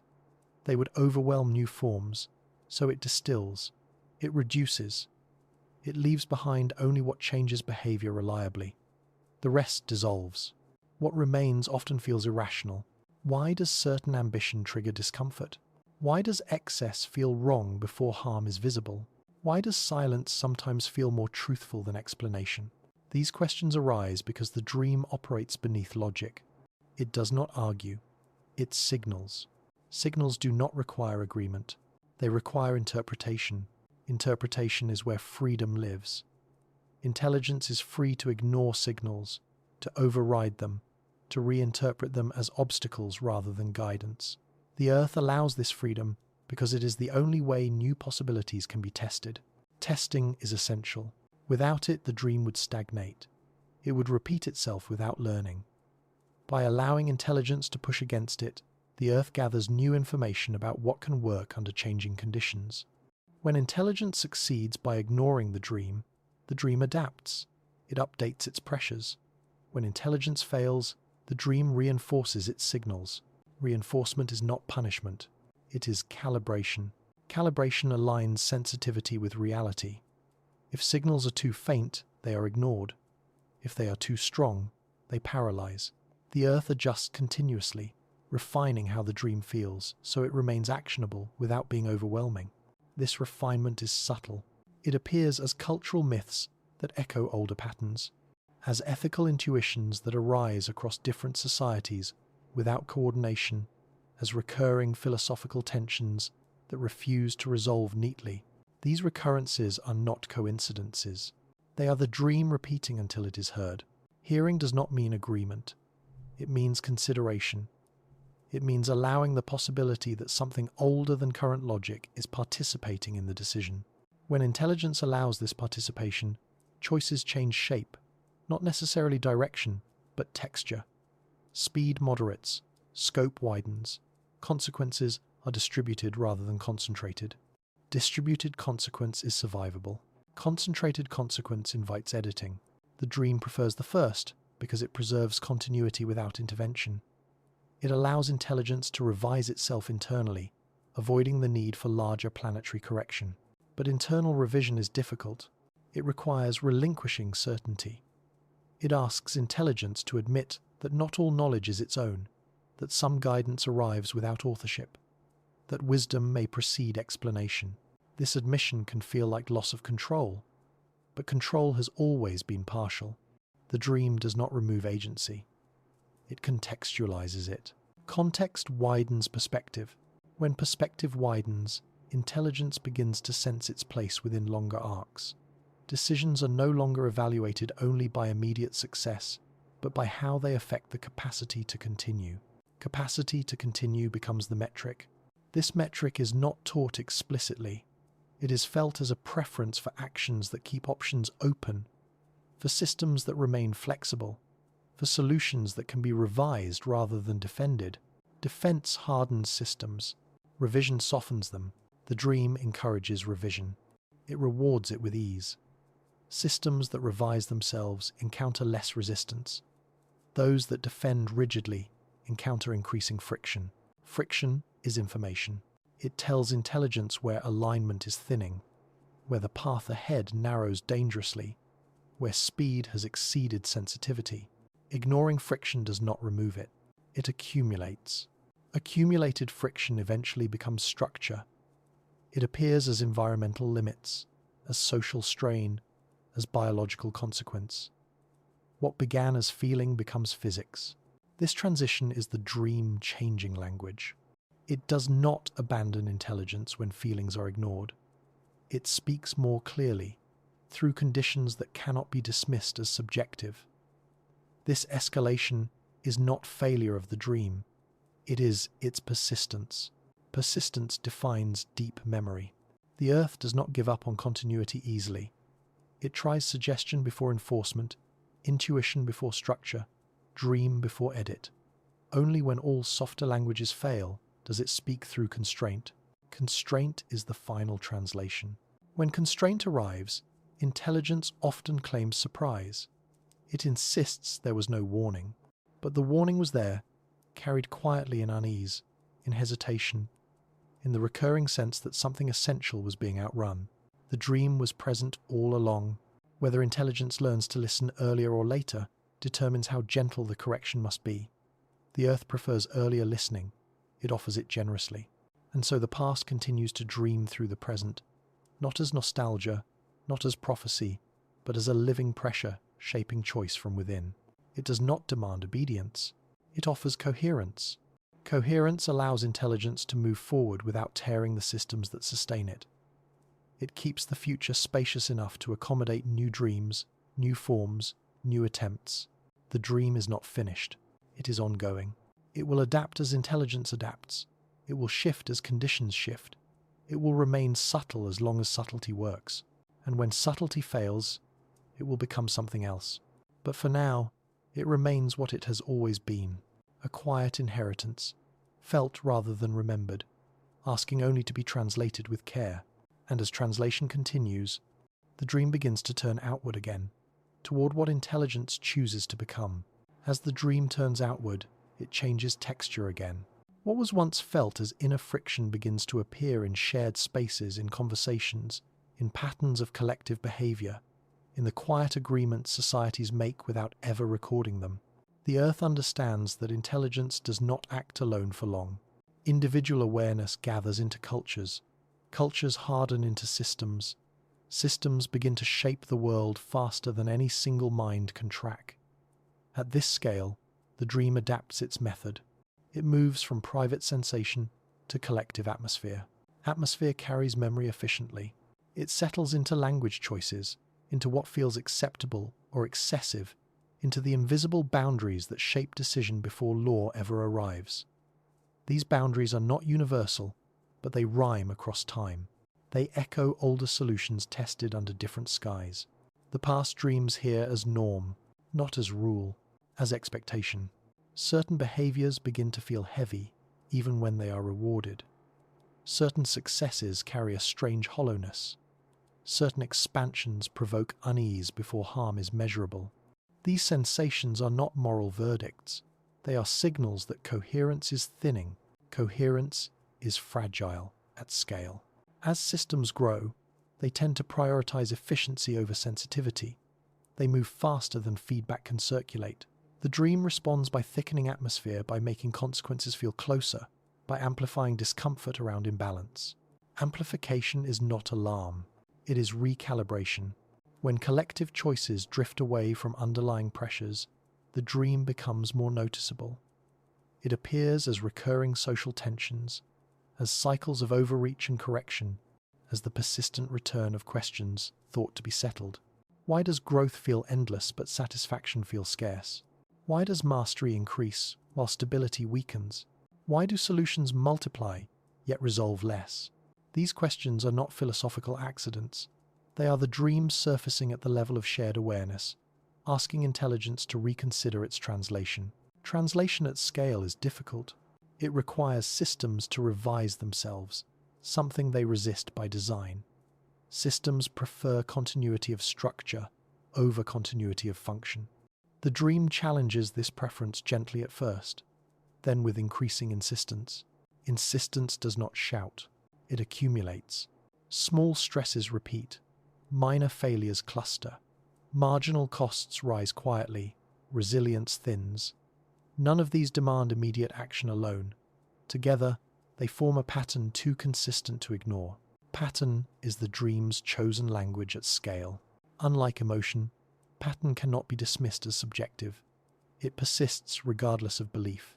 It invites analysis, reflection, adaptation, or denial. Denial delays, but does not dissolve. When patterns are ignored, the dream condenses further. What was atmospheric becomes structural. What was tendency becomes constraint. Systems encounter limits they did not plan for and cannot negotiate away.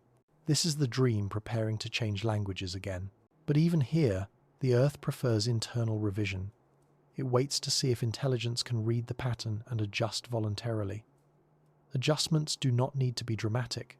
Often, small releases are enough slowing here, redistributing there, letting go of a strategy that once worked but no longer fits. Fit is always temporary.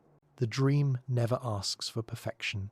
It asks for responsiveness, to notice when fit fades and to respond before resistance hardens into fracture. When responsiveness returns, pressure eases, systems loosen, feedback begins to circulate again. The dream recedes into background condition, satisfied that coherence has been restored for now. For now matters. The Earth does not seek final solutions. It seeks workable phases. Each phase carries its own pressures, its own optimal balances. The dream adapts accordingly, reshaping its signals to match the new context. This adaptability is why the dream survives every forgetting. It does not depend on memory being accurate. It depends on sensitivity being possible. As long as intelligence can feel friction, hesitation, unease, the dream has an entry point.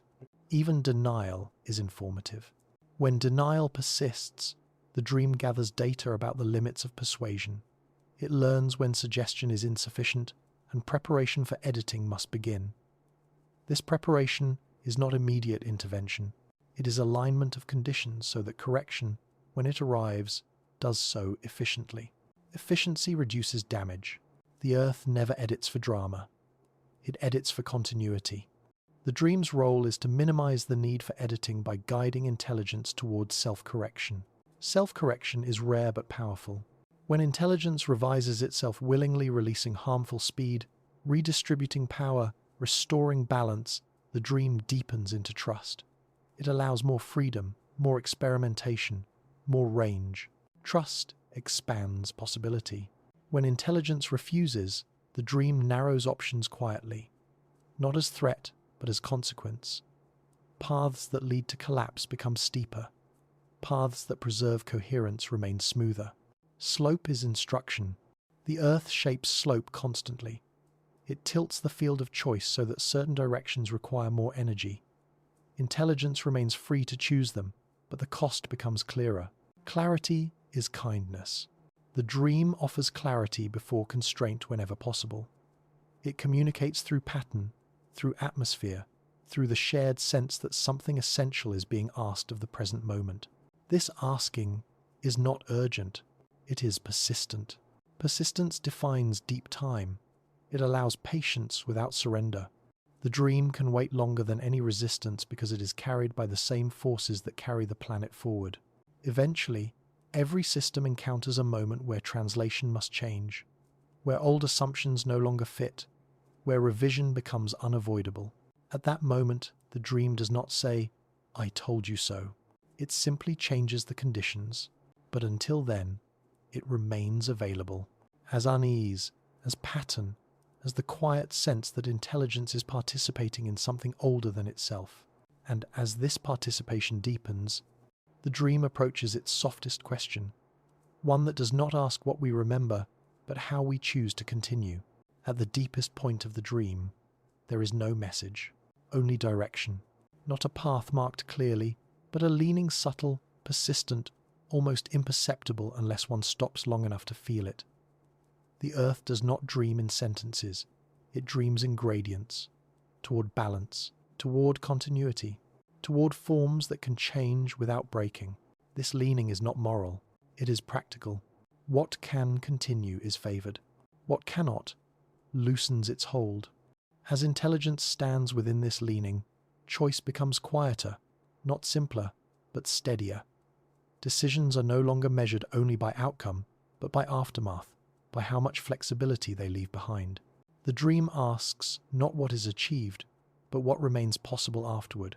Possibility is the currency of deep time. When choices preserve possibility, the dream settles. It grows faint, almost unnoticeable. Life moves forward with ease, not because challenges vanish, but because systems remain supple enough to absorb them. When choices narrow possibility, the dream thickens. It presses inward again as friction, outward again as pattern. It does not accuse, it does not explain. It simply increases resistance where continuation is threatened. This is how the past dreams responsibly. It does not demand fidelity. It demands responsiveness. Responsiveness allows intelligence to exist without becoming brittle. It allows creativity without collapse. It allows ambition without blindness. The earth has learned that this balance is rare and must be encouraged gently, repeatedly, across generations. Encouragement takes time. The dream is patient because it has no deadline. It does not rush intelligence toward enlightenment or extinction. It allows long arcs of trial, error, correction, and forgetting. Forgetting is not failure here. It is space made for reinterpretation. Reinterpretation keeps memory alive. Each new intelligence reinterprets the dream according to its conditions. What restraint looks like changes. What balance requires shifts. The dream does not insist on a single expression. It insists only that expression remain adaptable. Adaptability is survival refined. This refinement is felt as humility not imposed, but discovered. A recognition that intelligence is powerful but not sovereign, that it participates in systems larger than itself, that its freedom is real but bounded by consequence. Consequence is the dream's anchor. It ensures that no interpretation floats too far from reality. When imagination outruns constraint, consequence follows, quietly, consistently. The dream does not need to argue with imagination. It waits for consequence to speak. This waiting is calm. The earth is not anxious about intelligence's choices. It has hosted many. Some aligned briefly, some overreached quickly. All contributed something before thinning or transforming. The dream carries forward what proved useful and releases the rest. Release is not rejection. It is completion. When an intelligence completes its role, its influence does not vanish. It diffuses into soil, into water, into chemistry, into the tendencies that shape what comes next. The dream continues through these tendencies, offering familiarity to future minds that will never know their source. This is how the past dreams without dominating. It offers inheritance without obligation. It allows recognition without requirement. It invites continuity without enforcing repetition. Each intelligence receives the dream differently, shaped by context, scale, and choice. Choice remains central. The dream does not decide for intelligence. It prepares the ground on which decisions are made. It tilts the field gently toward coherence and waits to see how intelligence responds. When response aligns, life flourishes quietly. When it does not, editing resumes. Editing is not failure of dreaming. It is dreaming expressed through structure. The earth prefers to dream through us rather than around us. It offers guidance from within first, trusting that intelligence can listen. This trust is not naive. It is tested repeatedly. It is withdrawn only when necessary. Necessary is defined by continuity. As long as continuity is possible through adaptation, the dream remains subtle. It lives as feeling, as atmosphere, as the quiet sense that something matters beyond immediate success. This sense is ancient. It has accompanied intelligence since intelligence first realized it could alter its surroundings faster than surroundings could respond. It will accompany intelligence as long as intelligence continues to arise. It does not promise comfort.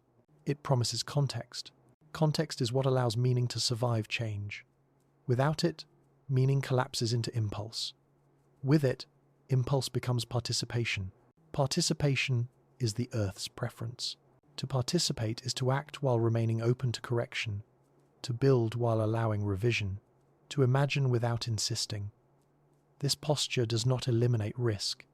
It distributes it. Distributed risk keeps futures open.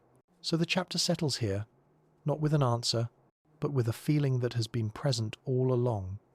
The sense that intelligence is not inventing itself from nothing, that it is continuing a long, quiet experiment in how awareness can exist without breaking the world that holds it. The past dreams through us, not to be restored, not to be obeyed, but to be translated carefully. And the translation never ends. It moves from mind to mind, from choice to choice, from era to era, sometimes softly, sometimes through resistance, always offering the same quiet question beneath every moment of power and possibility. Not what can be done, but what can continue.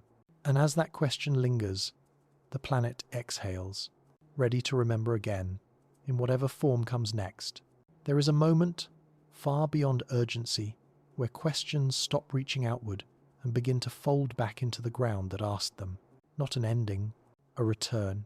The planet does not remember the way minds do. It does not replay events or preserve sequences.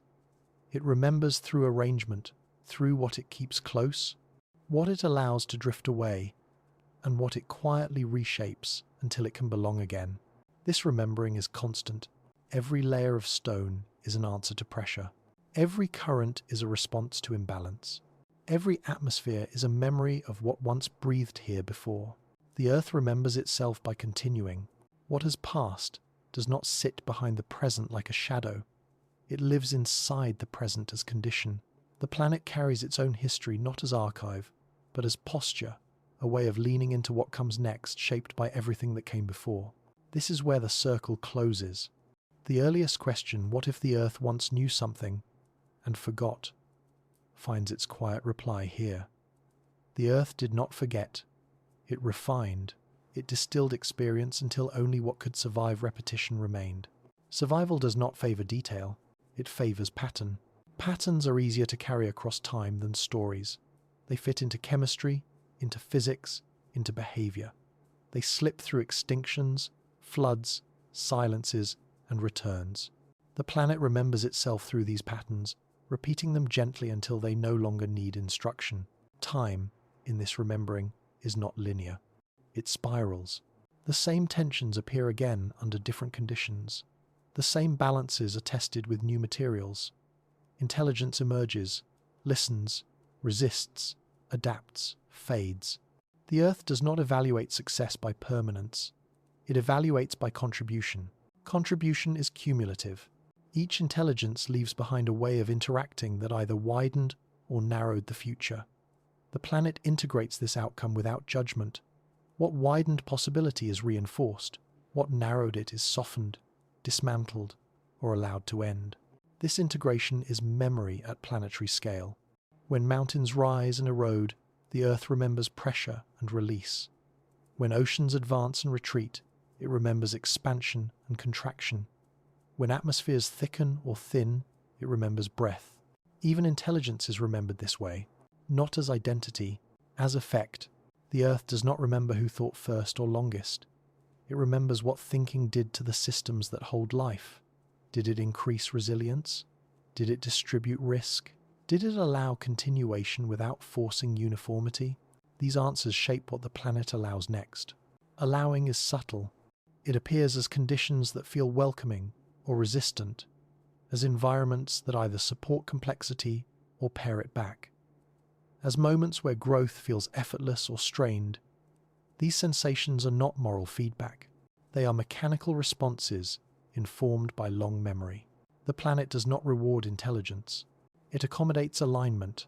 Alignment feels like ease, not because challenges vanish, but because effort produces proportionate response. Misalignment feels like friction, not because failure is inevitable, but because continuation requires adjustment. These feelings are the planet remembering itself through us. When intelligence senses this and responds with restraint, with curiosity, with willingness to revise, It becomes part of the remembering, rather than something to be remembered. This distinction matters. To be part of the remembering is to act in ways that do not require preservation. It is to participate without insisting on legacy. It is to shape conditions that can carry forward without reference to origin. The Earth favours this participation. It allows such intelligence to persist longer, not as immunity, but as compatibility. When compatibility fades, even this intelligence thins and releases, contributing what it can before dissolving back into the system. Nothing is wasted. Even endings that feel tragic from within are metabolized into readiness for what comes next. The planet does not mourn versions of itself, it integrates them.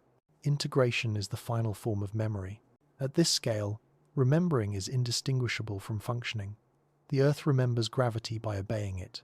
It remembers water by circulating it. It remembers life by allowing it to try again, and again, and again. This is why the story never truly ends. It only changes scale. What once felt like climax becomes background. What once felt like beginning reveals itself as continuation. The planet does not seek closure. It seeks coherence. Coherence allows cycles to repeat without exact duplication.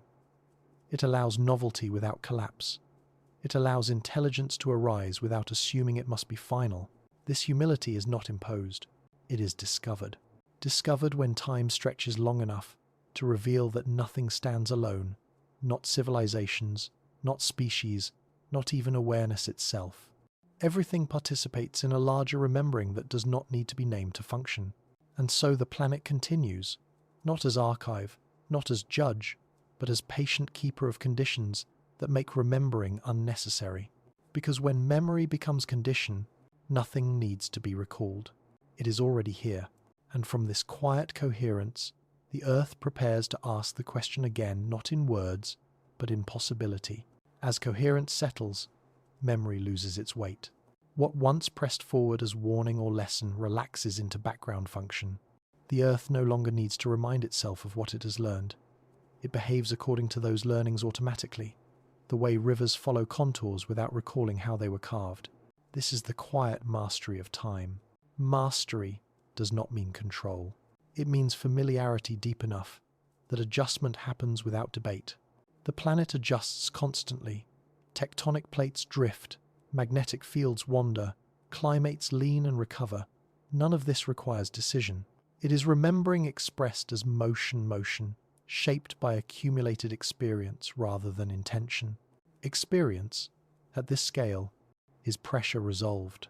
Every imbalance leaves behind a preference, not a rule but a tendency. The Earth gathers these tendencies the way a body gathers reflexes. What once required awareness becomes automatic response. What once demanded correction becomes avoided by design. This design is not static. It evolves as conditions evolve. The planet does not lock itself into past solutions. It keeps only what can adapt. Everything else is allowed to thin, to soften, to dissolve back into the materials of possibility.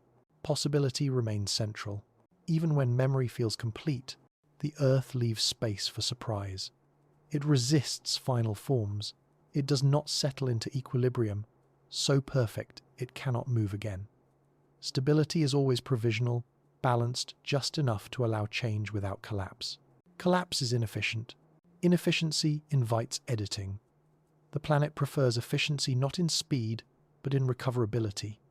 Systems are arranged so that failure is distributed, not catastrophic. This distribution is another way memory persists by preventing any single outcome from determining the whole. Distribution keeps futures open. Open futures require humility from anything that arises within them, intelligence included. When intelligence aligns with this distribution sharing risk, releasing excess, revising itself, it fits more easily into the planet's ongoing remembering. When it does not, friction returns. Friction is memory becoming noticeable again. It appears as resistance that feels external but is not, as limits that feel imposed but are not personal. These sensations are the planet reintroducing awareness, where automatic response no longer suffices. Awareness is not punishment. It is recalibration. The Earth does not want to be noticed constantly. It wants to function. But when functioning is threatened, It invites attention back into the process. It reminds intelligence that coherence is not guaranteed, it is maintained. Maintenance is ongoing. No cycle completes permanently. No balance holds forever. The planet remembers itself by continually revisiting thresholds, testing whether old arrangements still fit new conditions. When they do, continuity continues quietly. When they do not, change resumes. Change is not failure. It is memory adjusting its posture. This adjustment often feels slow because the planet prefers gradual shifts. Gradual change allows participation. It gives life time to respond, to migrate, to adapt. Sudden change is used only when gradual options are exhausted. Exhaustion is rare but possible. When it occurs, memory sharpens, forces concentrate, editing accelerates. These moments feel dramatic from within them, but from the planet's perspective, they are brief corrections in a long line of gentle adjustments. After correction, coherence returns in a new form. This new form carries the memory of what was learned, not as cautionary tale, but as altered condition. The planet does not dwell on what went wrong. It integrates what worked and releases the rest. Release is central. Without release, memory would accumulate as burden. With release, memory becomes capacity. The Earth chooses capacity every time. Capacity to host life again. Capacity to allow intelligence again. Capacity to remain open to futures that cannot yet be imagined. Imagination, too, is remembered. Not specific ideas, but the fact that variation is useful, that experimentation expands possibility, that failure is acceptable when it informs rather than fractures. These principles are embedded deeply in how the planet allows novelty. Allowance is generous. It extends even to forms that strain coherence for a time. The Earth does not overreact. It observes, waits, gathers information. Only when continuation is threatened does it intervene more decisively. This patience is often misunderstood as indifference. It is not. It is confidence earned through repetition. The planet has seen countless versions of itself. It knows that no single configuration is final, and that most imbalances resolve if given time and space. Time and space are the planet's tools. They stretch consequences across spans that make them survivable. They soften impacts. They allow meaning to diffuse. Through time and space, memory becomes less about warning and more about design. Design that does not announce itself. This design shapes where mountains rise and where they crumble. It shapes which climates persist and which migrate. It shapes which intelligences find conditions hospitable and which encounter resistance. None of this is targeted. All of it is responsive. Responsiveness is the essence of remembering. The Earth remembers itself by responding appropriately to what arises, not by clinging to what has been. It treats the past as reference, not as requirement. It allows the present to reinterpret memory in ways that fit current conditions. Reinterpretation keeps coherence alive. As this final chapter unfolds, the circle tightens gently. The opening question returns not as curiosity, but as recognition. The Earth did not forget itself. It learned how to remember without needing to recall. This is the quiet truth beneath every cycle. Remembering is not an act. It is a state where the past informs the present without constraining it, where experience shapes response without demanding repetition, where intelligence can arise again without inheriting the weight of every prior attempt.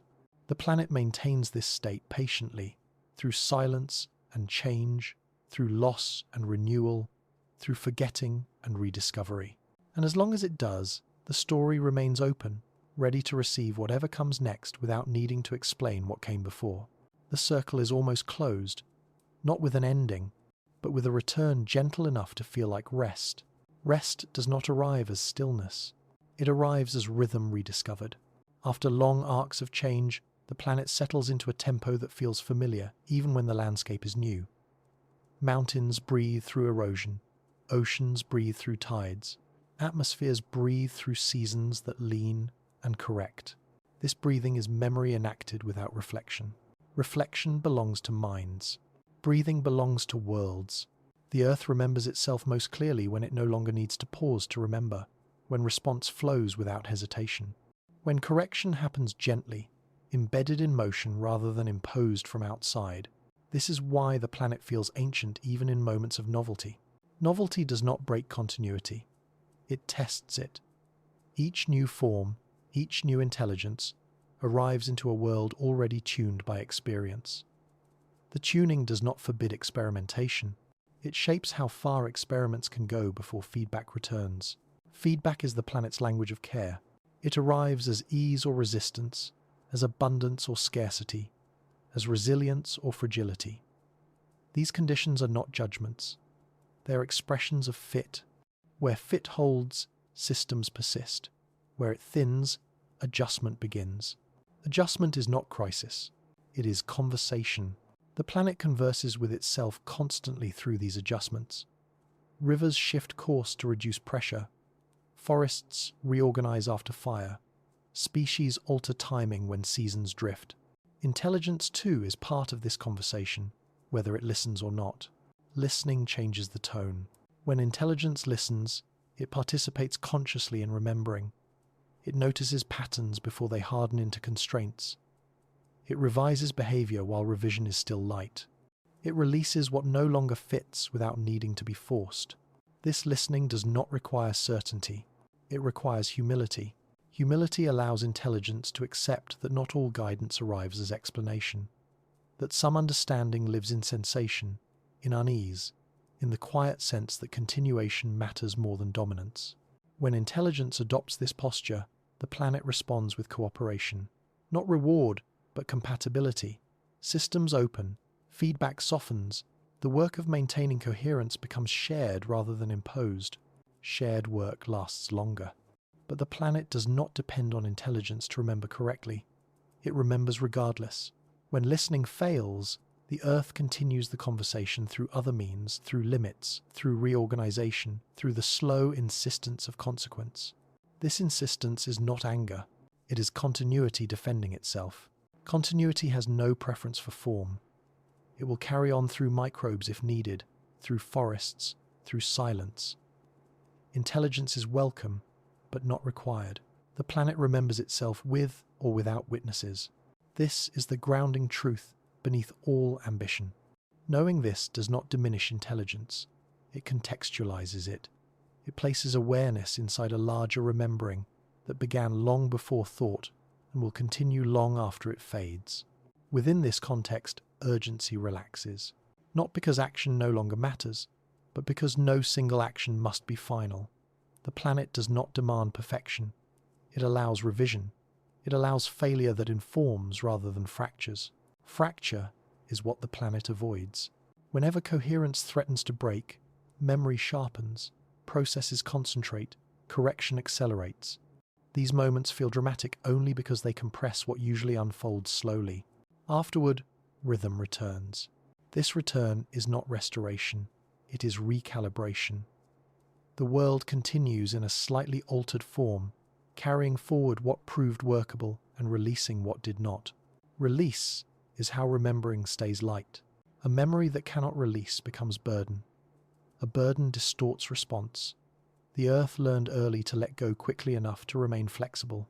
It refined this skill across eons until remembering became indistinguishable from functioning. Functioning does not ask to be noticed. It simply continues. As the final chapter approaches its quiet center, the circle completes itself gently. The opening wonder dissolves into understanding without explanation. The Earth did not forget its early experiments. It absorbed them. It did not lose its first intelligences. It integrated their effects. Integration is the deepest form of remembrance. Nothing stands apart. Everything that happened participates in what happens next, not as instruction, but as condition, not as story, but as slope and pressure and possibility. The planet remembers itself by remaining capable of becoming something else. This capability is fragile and resilient at once. It depends on release as much as on retention, on forgetting detail while preserving pattern, on allowing endings so beginnings can arrive unburdened. Unburdened beginnings are generous. They do not require justification. They do not owe explanations to the past. They are free to explore again, within boundaries shaped by long experience. These boundaries are not walls. They are contours. Contours guide movement without blocking it. They allow variety within coherence. They are the Earth's signature way of remembering subtle, pervasive, patient.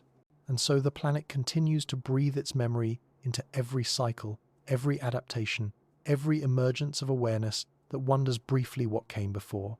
The answer is never spoken, it is lived. And in that living, the circle closes. Not as an ending, but as a rest deep enough to feel like home. Home is not a place the planet reaches. It is a state the planet maintains. A steadiness beneath motion, a familiarity beneath change. The Earth does not return to where it began. It returns to coherence, the ability to keep going without tearing itself apart. This is the deepest remembering. When cycles repeat, they do not repeat exactly. They echo. Each echo carries slight variation, shaped by everything that has intervened since the last turning. The planet listens to these echoes, adjusting pressure, timing, and balance until movement settles again into a workable rhythm. Workable does not mean ideal. It means survivable. Survivability is not dramatic. It is quiet.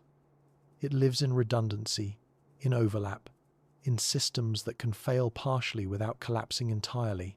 The Earth remembers itself by building this redundancy everywhere across climates, across ecologies, across ways of holding life. Redundancy is compassion without intention. It ensures that no single loss ends the story, that no single intelligence becomes indispensable, that no single solution hardens into destiny. When one path closes, another is already forming nearby, even if it is not yet visible. This is why the planet never panics. Panic belongs to short timelines.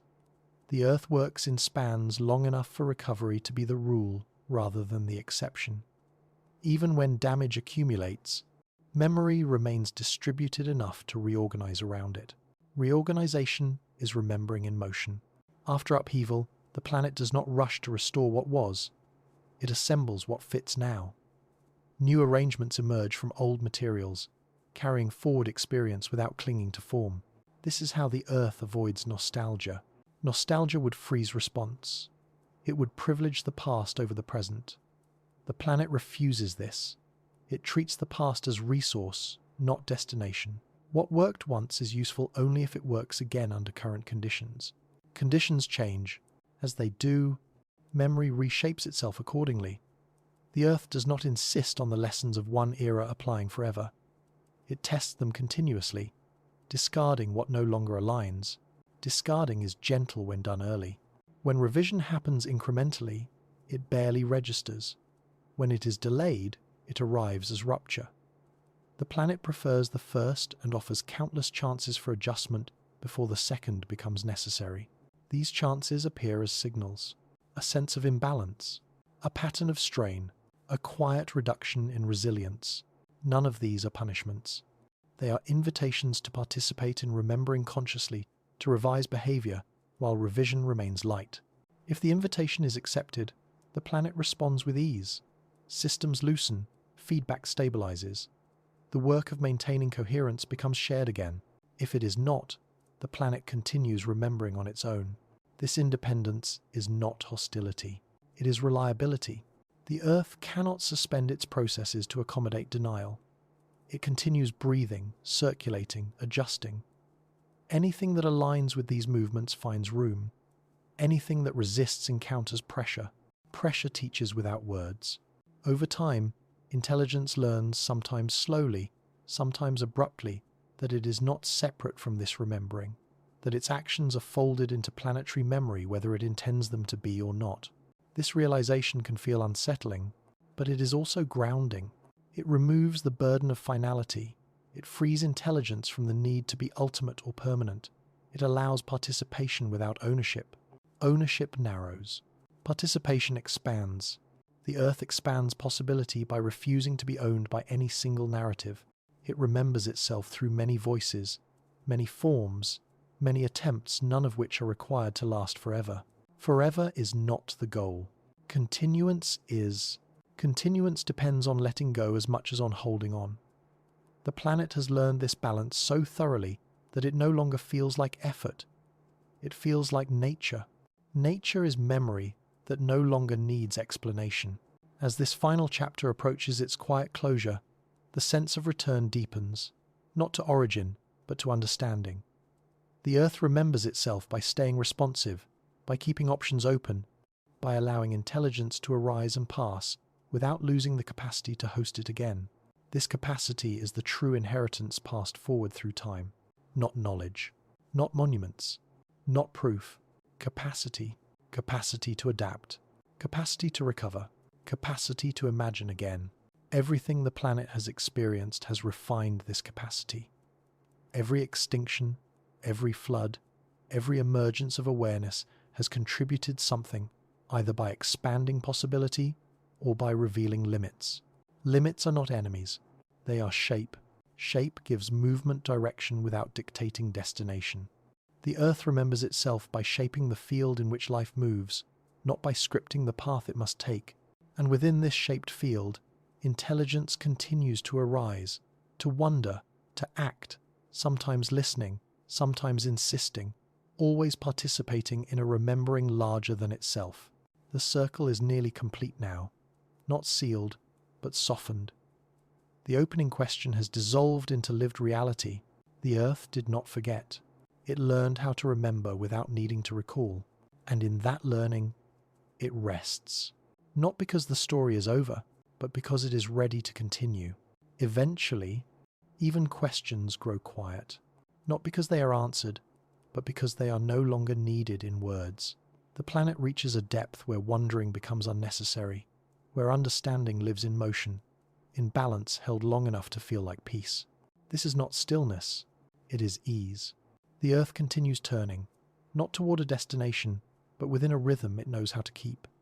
Seasons lean and return, waters rise and recede, stone lifts, then softens back into dust. Nothing asks whether this is right. Nothing asks whether it will last. Lasting was never the point. What matters is that the world can continue changing without breaking its own ability to change again. This is the skill the planet has been learning since its first cooling breath. This is what it remembers now without effort. Memory no longer announces itself. It moves quietly through systems that know how to recover. In this quiet, intelligence finds its place not as author, not as overseer, but as participant. Awareness flickers into being, shaped by conditions refined across unimaginable spans. It wonders briefly, acts briefly, then passes on its influence without insisting on permanence. The planet receives this influence calmly. Whatever intelligence brings care or strain, restraint or excess, is folded into the larger remembering. Nothing is rejected outright. Nothing is guaranteed to remain. Everything contributes something before it thins into the background. This is not judgment. It is inclusion at scale. Inclusion means no single voice carries the whole story. No single moment defines the arc. The Earth remembers itself by refusing to be summarized. Summary's close meaning. Continuity keeps it open. So the planet allows silence to do much of the work. Silence between events. Silence between extinctions and beginnings. Silence beneath oceans and within stone. In these silences, memory is safest, free from argument, free from distortion. Silence is not absence here, it is integration. What has been integrated no longer needs to speak. It functions, it guides subtly. It shapes what can happen next without demanding recognition. This is why the deepest truths rarely feel dramatic. They feel obvious only after urgency fades. They feel like something that was always there, waiting for attention to slow enough to notice. Slowing is the final lesson. Not stopping, not retreating, simply moving at a pace where feedback can be felt before damage accumulates. The planet does not force this lesson. It demonstrates it endlessly. Those who align with it feel cooperation. Those who resist encounter correction. Both experiences are folded into memory without resentment. Resentment does not survive at this scale. What survives is pattern. What survives is capacity.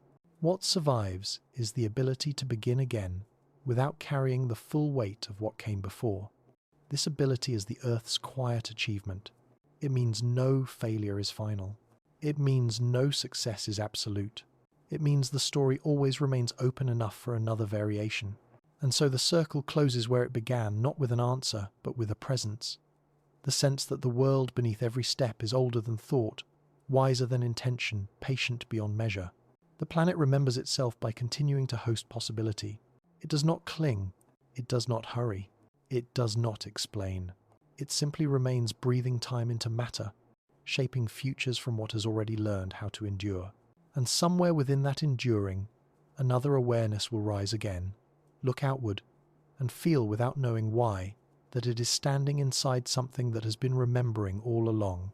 The Earth exhales softly, and the remembering continues.